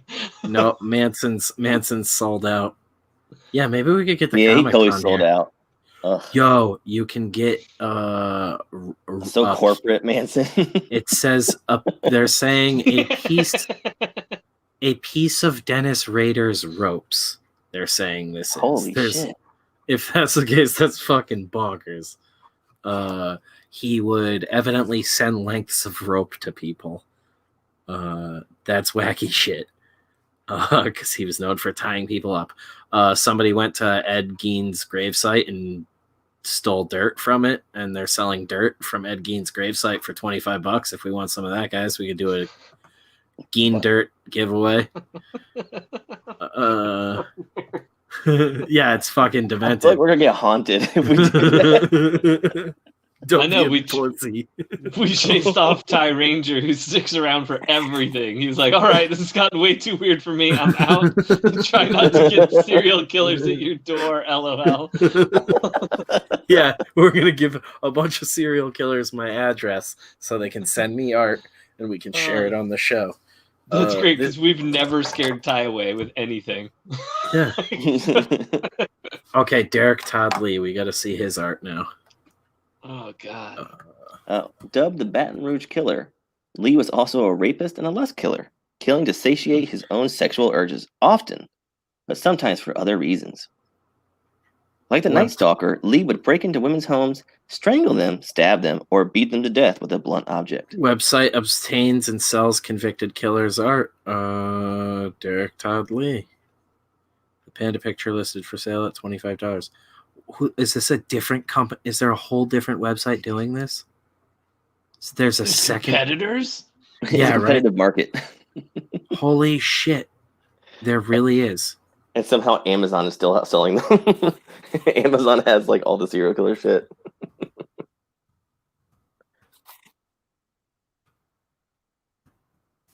This is unreal. How are there so many? Browse our online store for original items by infamous criminals from around the world. How are there so many of these? Spencer's just getting bummed out because at first he was like, I'm totally going to become a rep for serial killers. And they're like, damn. Not even. I was just like, let's get us some of this stupid fucking. There's a section for mass shooters, necrophiles, can't. So you can just like figure out which art you really. You think they Do you like like Charles Manson? Do you like BTK? Come on down to the Serial Killer Expo. Yeah, you can get Oh, Jeffrey 66. Dahmer mashed potato sculptures. Ew, that's gross. I'm kidding. We're slashing prices and sticking them in the fridge. So This head is- on down. You can get a print of Richard Ramirez's stuff. I'm bringing the kids. And then underneath of it, please do not bring children. Yeah, right. We shouldn't have to say this. Okay, so this company has a bunch of bullshit. Dark Memorabilia's got the goods. They've got the actual art. This And is the dirt. Indiegogo of serial killer art. Dirt from graves and shit, which is just bonkers. Alfred Gaynor. All right, what does he do? Holy shit. Oh, sissy. We have to find. He does Friday the 13th fan art. We Oh, no way. need. Wait, Dude, is it looks like this lady's sucking a dick. What? I thought she was eating a slice of pizza. Sucking a dick and writing a note. I'm fucking dying. Serial killer art is my new guilty pleasure. And is Jason far away or is he just tiny? It's a little tiny action figure Jason just resting on his butt. Oh my She's like, god. I love sucking dick in front of my Jason toy. It's just the best. I'm gonna write home about it. I'm like, can Dear mom and zoom? dad.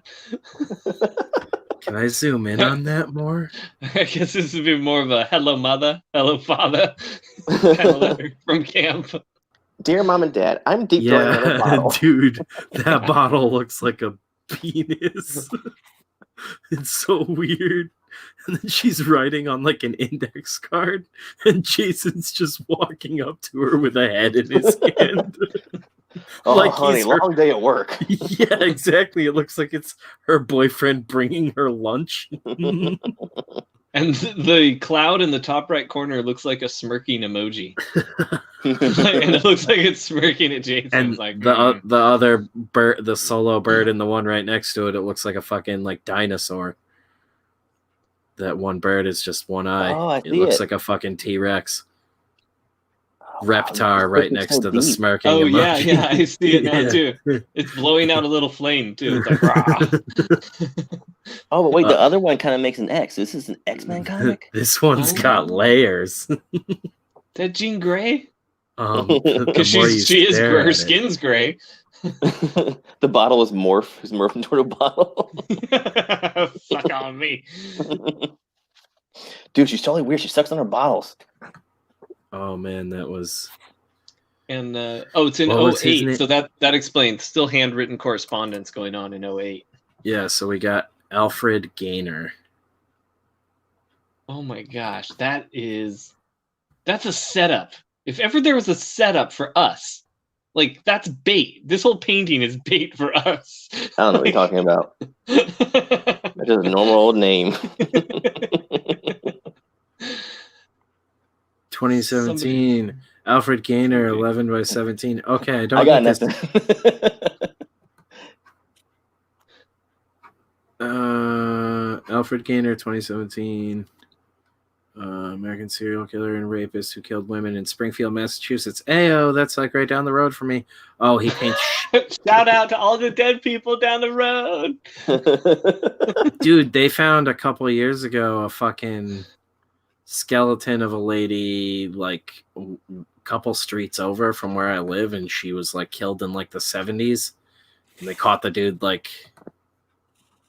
I think a couple years after that. It's fucking wild. Man, everybody really cleared out with the serial killer art. Yeah, we lost a bunch. I mean, did you I'm see wrapping up Mitch- for the night anyways, Mitch's but I love first that a stuff. bunch of people think we're actually going to get a bunch of serial killer art. We'll keep that bit up for a bit. I do like the Jason one though. Are you a CO too, Mitch? Either that or he's got some weird job. Yeah. Like- No, I'm in prison. That was his shot from his cell that he sent earlier. Mitch is the Let me basis of live Kill stream. Journal. Wait, the highway killer? Does he do art? Mitch, are you our inside man? All right, here we go. The highway killer. That could be I anyone. am the highway. There's a couple. Oh, I was looking at a different one. He says it's Adam Lane. Okay, I was gonna say I got a Larry Eiler, a William Bonin. Yeah. Yeah. Bonin. Gaynor loved him.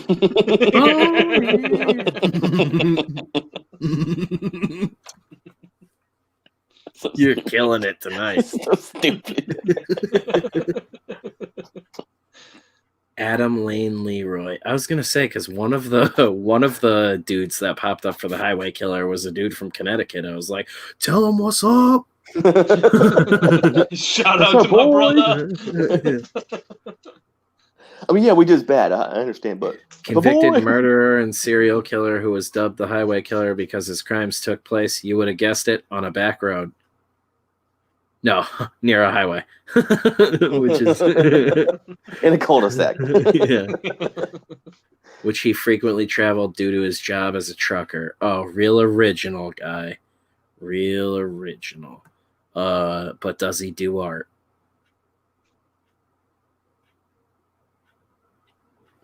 Does he do serial killer art or bottle blowjob art? He does, I think. Are you a CO?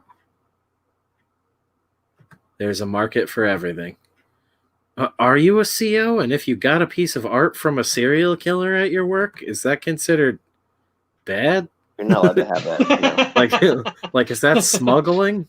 No, yeah, you're literally not allowed to take anything from the prisoners. Okay, warden of fucking Mitch's Yeah. prison. I've never heard a Jeff rule so serious. And all It's like, prisons. fuck you for even thinking about it, Spencer. What if Get in there's an trouble. No, exception I'm for saying, because if he did, he'd get in arts, trouble. You Jeff? can't say that. Look at that. Badass. Yeah, I'm assuming Jeff is probably right and you can't get art from him, but who knows, yeah. man? I'm holding out for Mike Green being able to get that fucking Zodiac Killer case file for me. I work in a Holy shit, you work Supermax. in a Supermax. Yeah, so you'd have to stuff that in your butt to get it out. There's no way you can come out with art from there. Which we are not asking you to do. Yeah, right. It's a Hey, man. sculpture too. He's like, oh, this is gonna be a really painful one. Yeah, that would be the funniest skit ever, dude. You just CO getting some art from a prisoner, and you're just like, yeah, man, just do me like whatever, like just something I can get out of here real easy. It's like, I was expecting like a drawing I could fold up, man. What the fuck? He's just like 4 feet tall. It's like a giant dolphin. It's a monolith that they dumped in Utah. I'm supposed to fucking keister this? Yeah, I'm gonna need you to bust out your prison wallet just this once. Only to the bottlenose of the dolphin, the rest is sticking out of his ass when he walks away.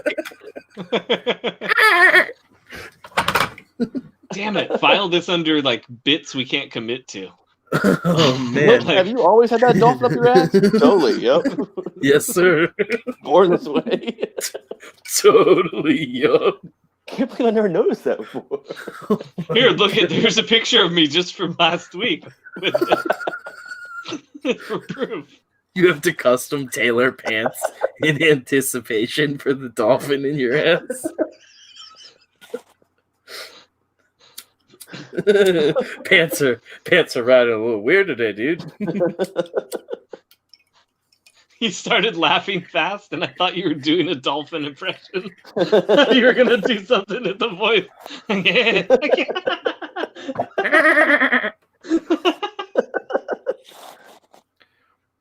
Oh my god, dude, that's hilarious.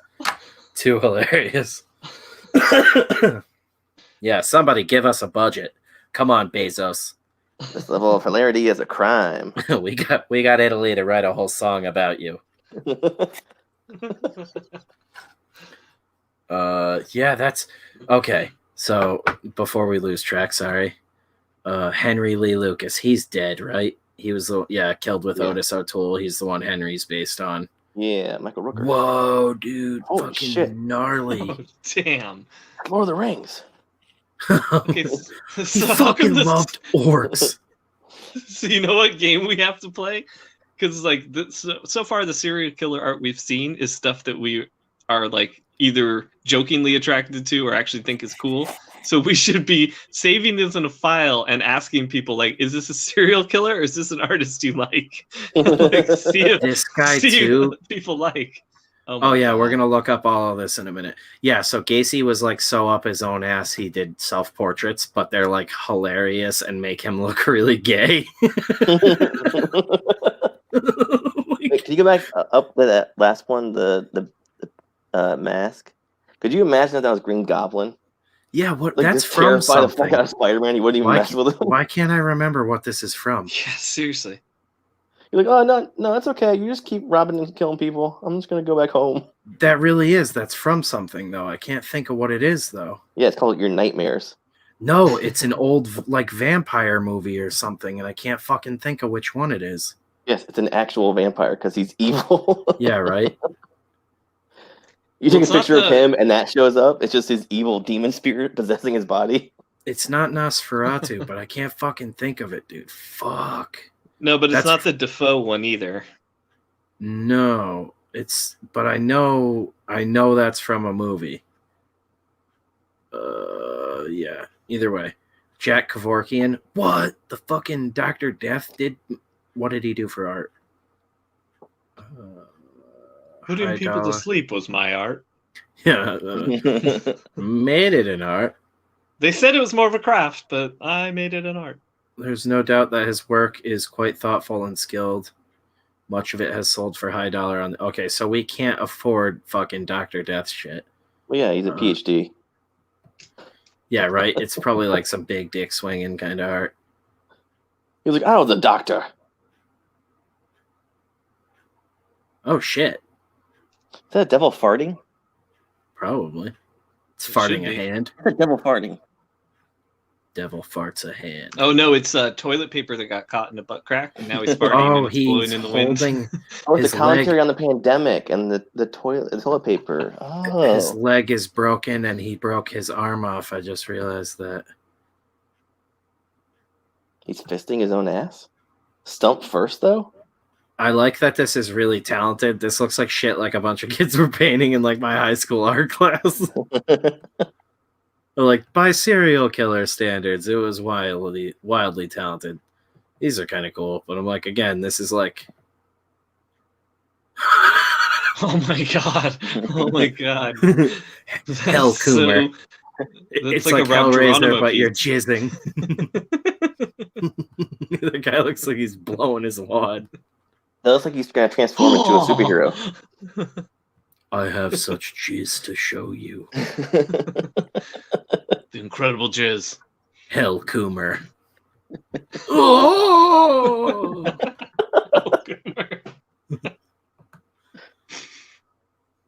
Oh my god, dude. Society. Yeah, this is we're all one color. I like that the black guy just gets to be a chin.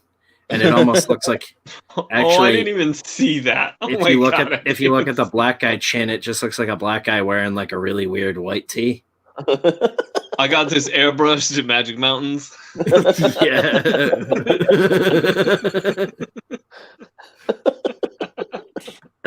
That's my favorite one so far. Dr. Kevorkian, you sneaky fucker. It's just a Biggie Smalls painting. Oh, What? here's Hitler playing dreidel.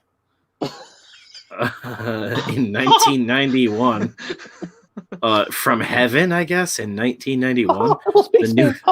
The new seal of the loyal papal state of Michigan. What the fuck is this Some supposed basements to are a mean? doorway to heaven. This is the state of Michigan, and Hitler is spinning the Capitol building on his finger. What the fuck? I don't even know what that's supposed to be a commentary on, but that's hilarious. Play Jewish games. Yeah. Win Jewish prizes.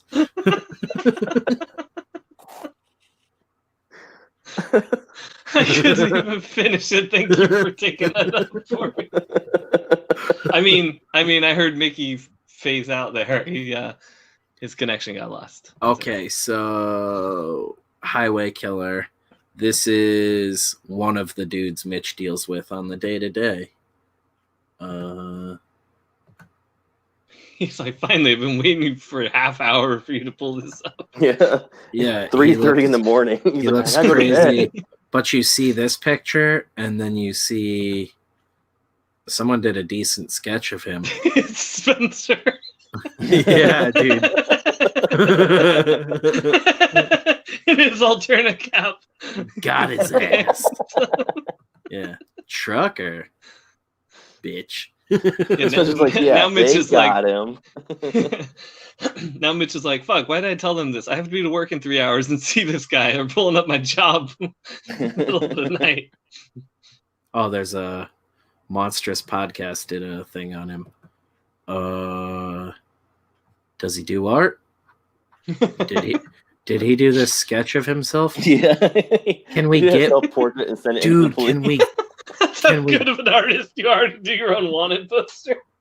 yeah. That's how vain you are. You're like, I'm gonna throw him a bone. He saw the You're first sketch so they put out, and he's offended. like, "This is terrible. I gotta redo this." The other one was- exactly, that's it. Caleb Fairley. He kills the original artist, the top artist. He's like, I'll show you how to draw me. Whoa, this fucking dude? King of Prussia? What the fuck? What the Harry Potter What character? the fuck? I love how genuinely concerned Jeff sounded. What the He's all fuck? worried about Mitch. He's like, oh, Mitch is a great contributor. We can't have him around that guy. That guy will butt fuck you to death. Yeah. Why do Through they your call him? head. Why do they call him the King of Through your Prussia? head. I don't know what that means. Yeah, it's got to be Pennsylvania. Oh, because they're all Joymans. He's 47. Yeah, it's weird that they call him the King of Prussia. was like, what does this have to do with anything? What did Chris he do? Farley? He's Pennsylvania Dutch. Yeah, right. He looks like that. I only kill he looks people like- with a he looks like hand-cranked Fortune- chainsaw. He looks like Fortune Feimster. He does look like Fortune Feimster. More like a Holy- Fortune Teamster. Crime Fairley was working at Your Kids and Mine. Oh God, that guy was working at a place called Your Kids and Mine, and kids is spelt with a Z. That place should just be called Drop 'em Off and Molest 'em. Oh, Mitch says he's from King of Prussia. He's from the King of what? That's like, I guess the name No. of the town is King of Prussia. Yeah, it's a King of Prussia is a place. What? And he the was on an episode of Forensic Files. Yeah, if you're leaving your kids at a place called Your Kids and Mine, and kids is spelled with a Z, you're most definitely leaving your kids to get diddled. The extra Z is for the diddling. Yeah. Just before closing time, Lisa Marie Mandarek and her daughter Devin entered the store. When Fairley realized that they were the only customers present, he locked the doors to the store, then attempted to sexually assault Lisa, called it. When she resisted him, he became enraged and strangled her to death. He also strangled her infant daughter. Jesus. After the murder, he sexually assaulted her corpse and then went to Electric Hellfire Club concert that he had been planning to attend that night. What? Good night, guys. All right, you guys lock up. I'm getting out of here. Hello, King of Prussia. How you all doing tonight? I just Lisa- killed a bitch. I just strangled a baby. I love What? that song. Lisa 1, Mandarek 2, 3, 4. had told her husband, we're going to hell, where she was going. When she did not return home, he contacted local police, who found her car parked outside the store. A search of Your Kids and Mine revealed stacks of pornography stained with what appeared to be blood and long black hairs consistent with Mandarek's. Similar hairs were found in the store's vacuum cleaner. Also present was a large damp spot on the carpet that was later determined to be saliva. The police had noted peepholes had been drilled in the dressing rooms. Fairley was charged on September 12, 1999 with the murder of the mother and daughter. When police questioned Fairley, he was wearing a thick coat of makeup on his face. Holy shit. When detectives told him to wipe it off, his face was covered in scratch marks. When they were pointed out to Fairley by authorities, he said he received them in a mosh pit while attending an Electric Hellfire Club concert at a local club called The Asylum. You think your when- kids grow up fast at home? Wait till you bring them on down to Your Kids Are Mine. Oh, God. Hikers found the baby's body Oh. in I'm Valley going with Forge that. National Park. Oh. It's funny when it's adults, but Way to go, Spencer. Jesus. I mean, I guess we should blame that guy, not Spencer. I mean, ultimately, Yeah, right. Chris Yeah, it's not my Farley hand. looking motherfucker. Fortune Feimster got out of Wait. hand, all right? Mitch says, and I beat this kid up in school, LOL, and shared a news article. Oh, damn, I can't click on that. What's his name? I can't, open it on StreamYard because StreamYard's fucking stupid. Elliot Page. Yeah, right? God damn it. See if I can pull it up on YouTube. Really quick.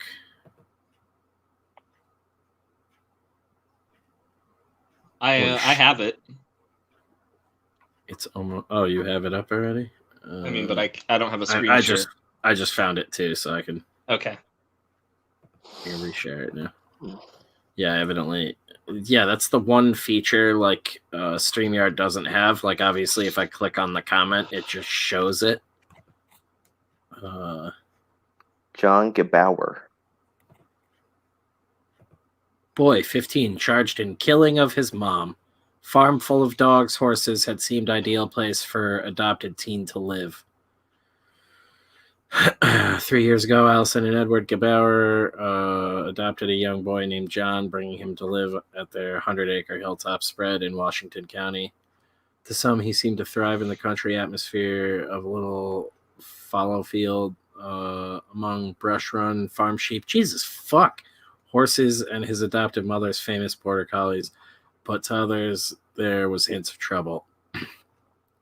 Second marriage for John's parents, Edward had already had grown children, and Allison told friends that she hoped their new son could bring the brood together. Instead, 15-year-old John Frank Gebauer is charged with tearing it apart. Police yesterday arrested the 9th grader and charged him with shooting his adopted mother to death Wednesday afternoon in a barn behind their home on Zippay Road.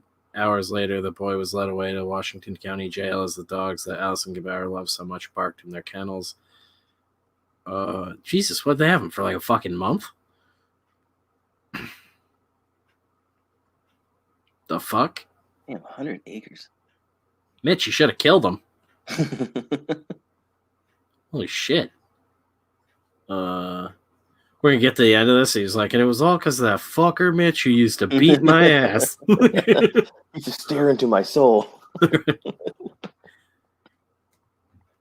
What the fuck, dude? What did I say? John Gebauer didn't just kill his mother, according to police. They said he also sexually assaulted her after shooting her in the head.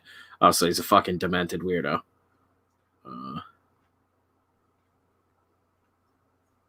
I just realized I've been muted. Awesome. Excellent work. It's a good thing you said all that racist stuff when you were muted. Jeez. So I did. I put a link in the private chat. He admitted if you it. want to check out. You admitted it. You hear it. I said link. He said, I did. And then he's talking about the link. Two totally separate sentences. Oh, I thought you thought I said another ink word. Never mind. I know this Austrian guy, mass killer. He did some art, Spencer. You know him personally? His name's Simon 6. Wait, I got a convicted killer who posed as dead business partner. There's something bigger that I just can't talk about. Is that yeah. So this dude, I was in high school with this guy, like all 4 years, multiple classes. Totally, like literally the last guy I ever thought would kill somebody.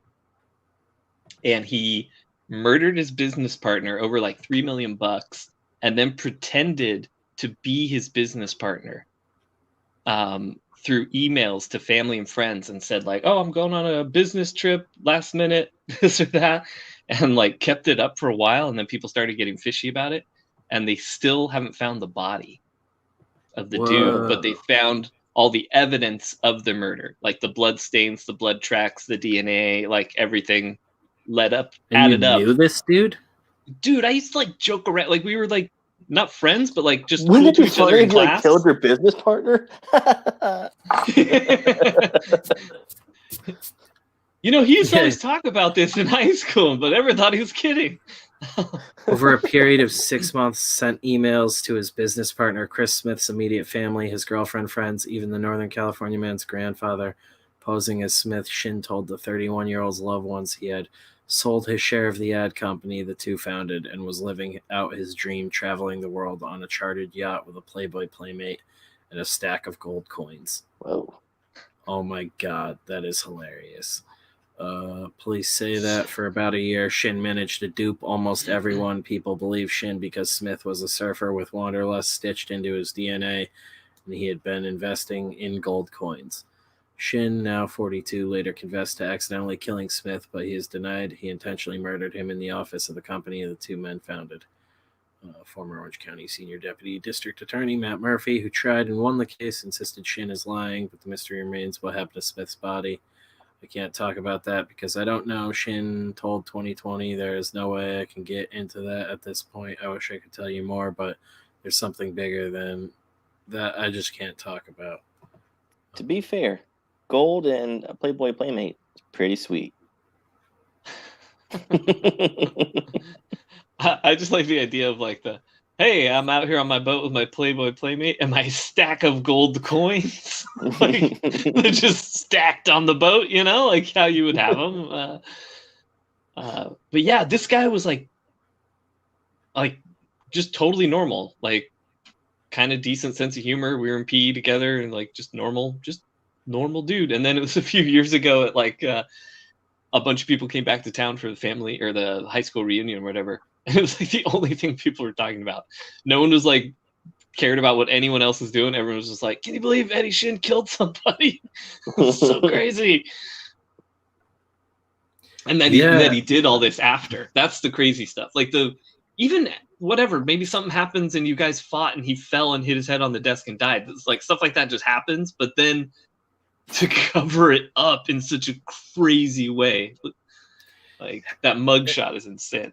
And they never find they seem to not mention any like evidence of a body or anything. Like, yeah. So he hired somebody to help him get rid of the body, like somebody he knew from Vegas through betting and gambling.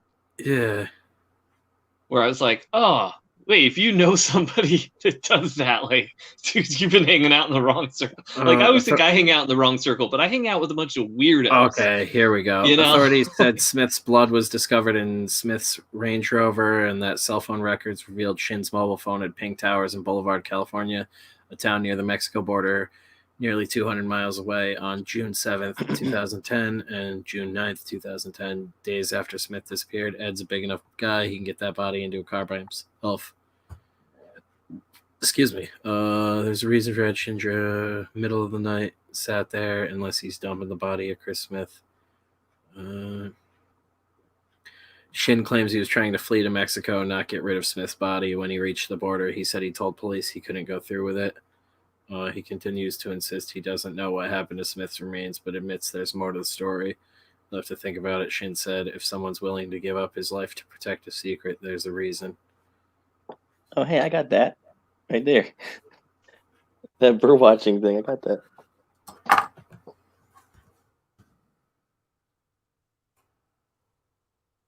Wait, what do you have? At the bottom of the screen, there was a bird watching telescope, handheld telescope. I thought it had something to do with the case. You're like, hey, I have that same blunt object. I didn't know you could cave a skull with that. I didn't think it would hold up to that. March 2020, the insane...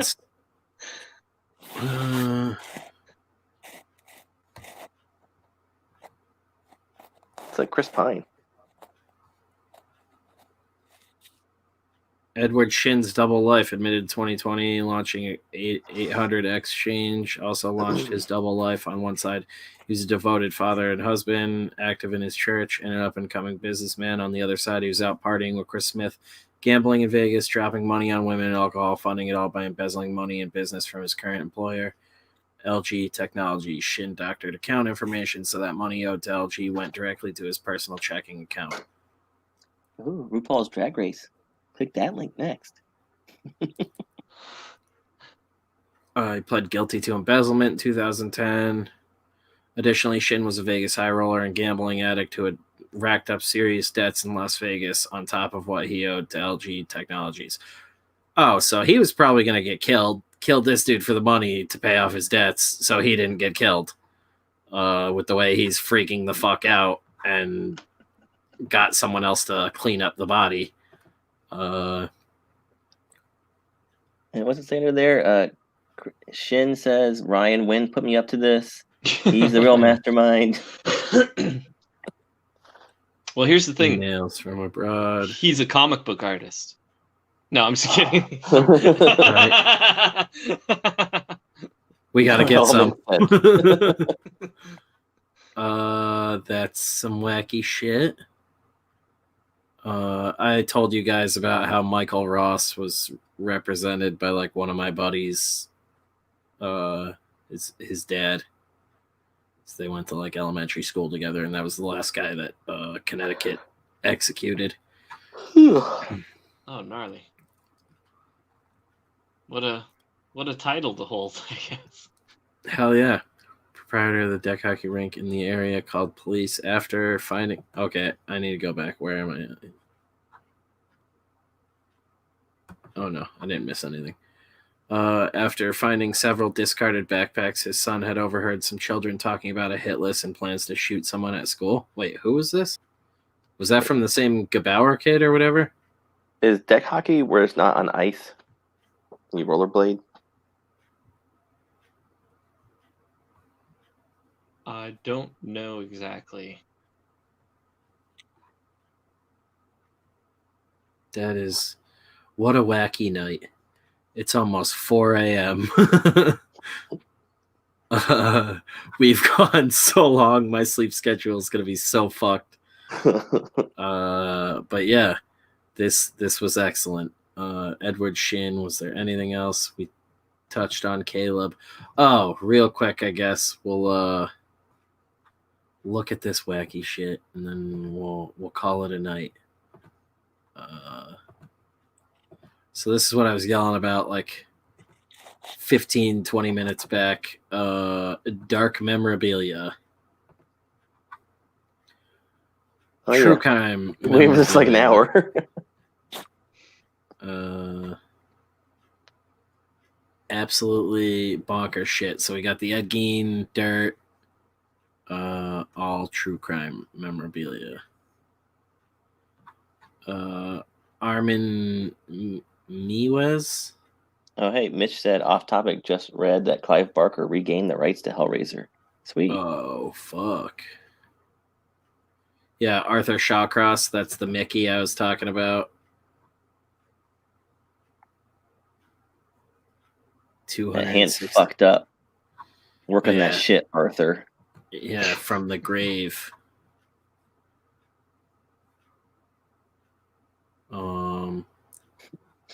That's more fucked up than the murders you committed. Oh, we can get a prison. Oh my god. Prison worn shirt. Razor blade from this dude's home, supposedly. Philip Jablonski, which doesn't sound real. That's a comic character. Yeah, What was that guy's secret identity? It was Philip Jablonski. That's a real serial killer, and that's hilarious. He did a skull and crossbones. Whoa, that's hardcore. Killing 5 women in California and Utah between 78 and 91. Damn, dude, he really got away with it for a while.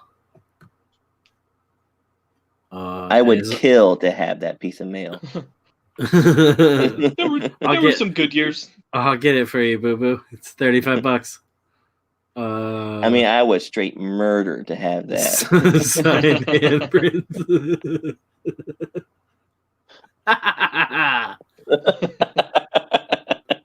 That's the reaction I'm looking for. Swatch from Dennis Rader's ropes. Yeah, this was the shit I was talking about. I was like, this Hey, can't Tiger be legal. King. Dude. I fucked this tiger. This tiger was straight, and then I fucked it. Now it's a gay tiger.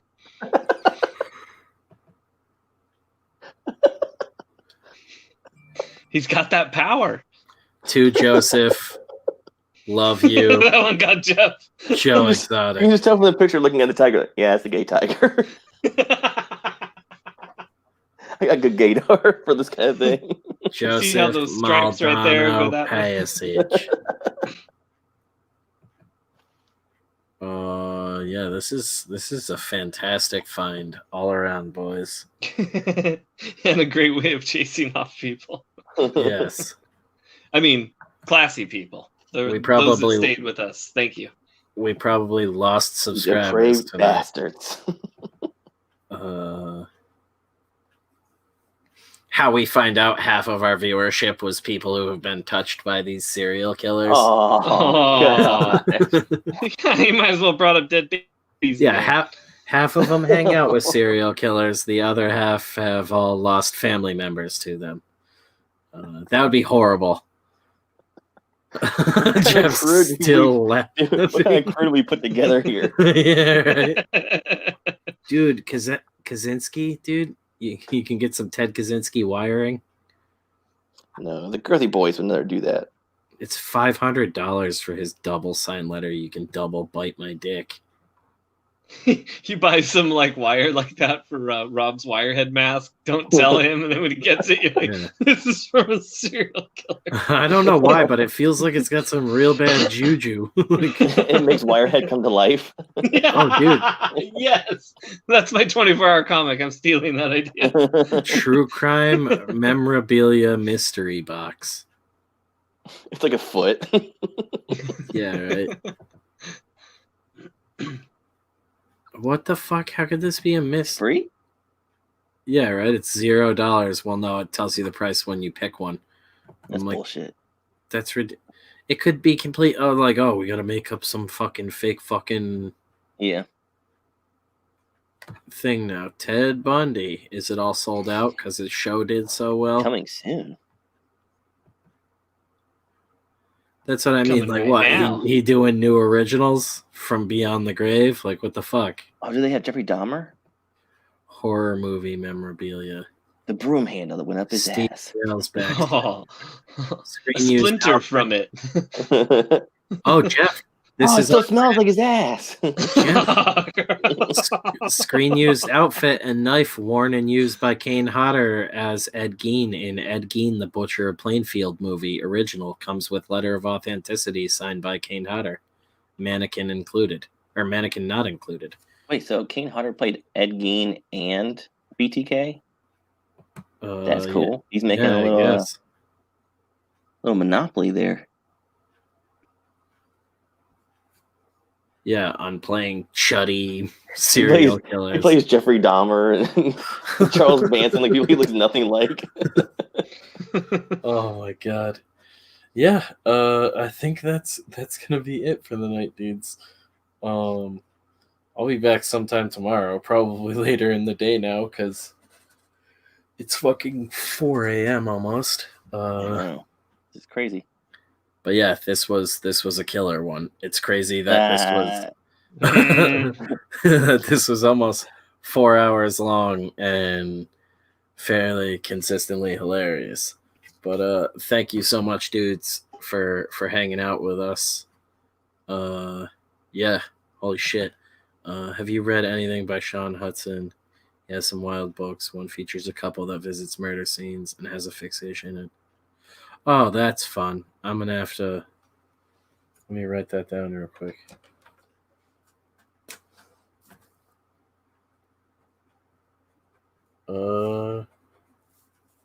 I have not though, but I'm writing that down. So I feel like 7 on 7 is a serial killer, and that 7 is the number of victims so far. One day he's gonna show up, it's gonna be like 7 on 8. I've had an idea for a serial killer story for a while, and I know Christian was interested in doing one as well.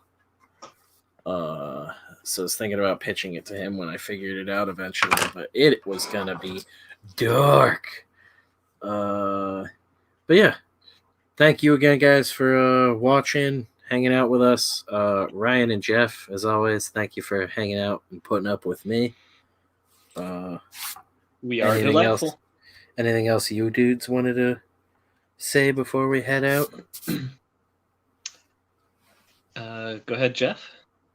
Or you I wanna need close? $900 for a mystery thing that I'm not gonna say, but it's gonna be $900. Well, Jeff stole what I was going to say, so I guess I'll just remind people that tomorrow, 12 Pacific, if you're on the East Coast, which a lot of you are, 3 p.m., I will have Adam Lawson on my channel. We'll be talking about him and the Kill Journal, and John Hervey from Magna will be my guest co-host tomorrow, so come and hang out for about an hour or so. Hell So yeah. you're trying to steal Keanu Reeves from us, aren't you? Right. I'm going to get there. Not before us. I'm gonna kill you so hard. Take it Thanks for easy, hanging out, everyone. dudes. Bye.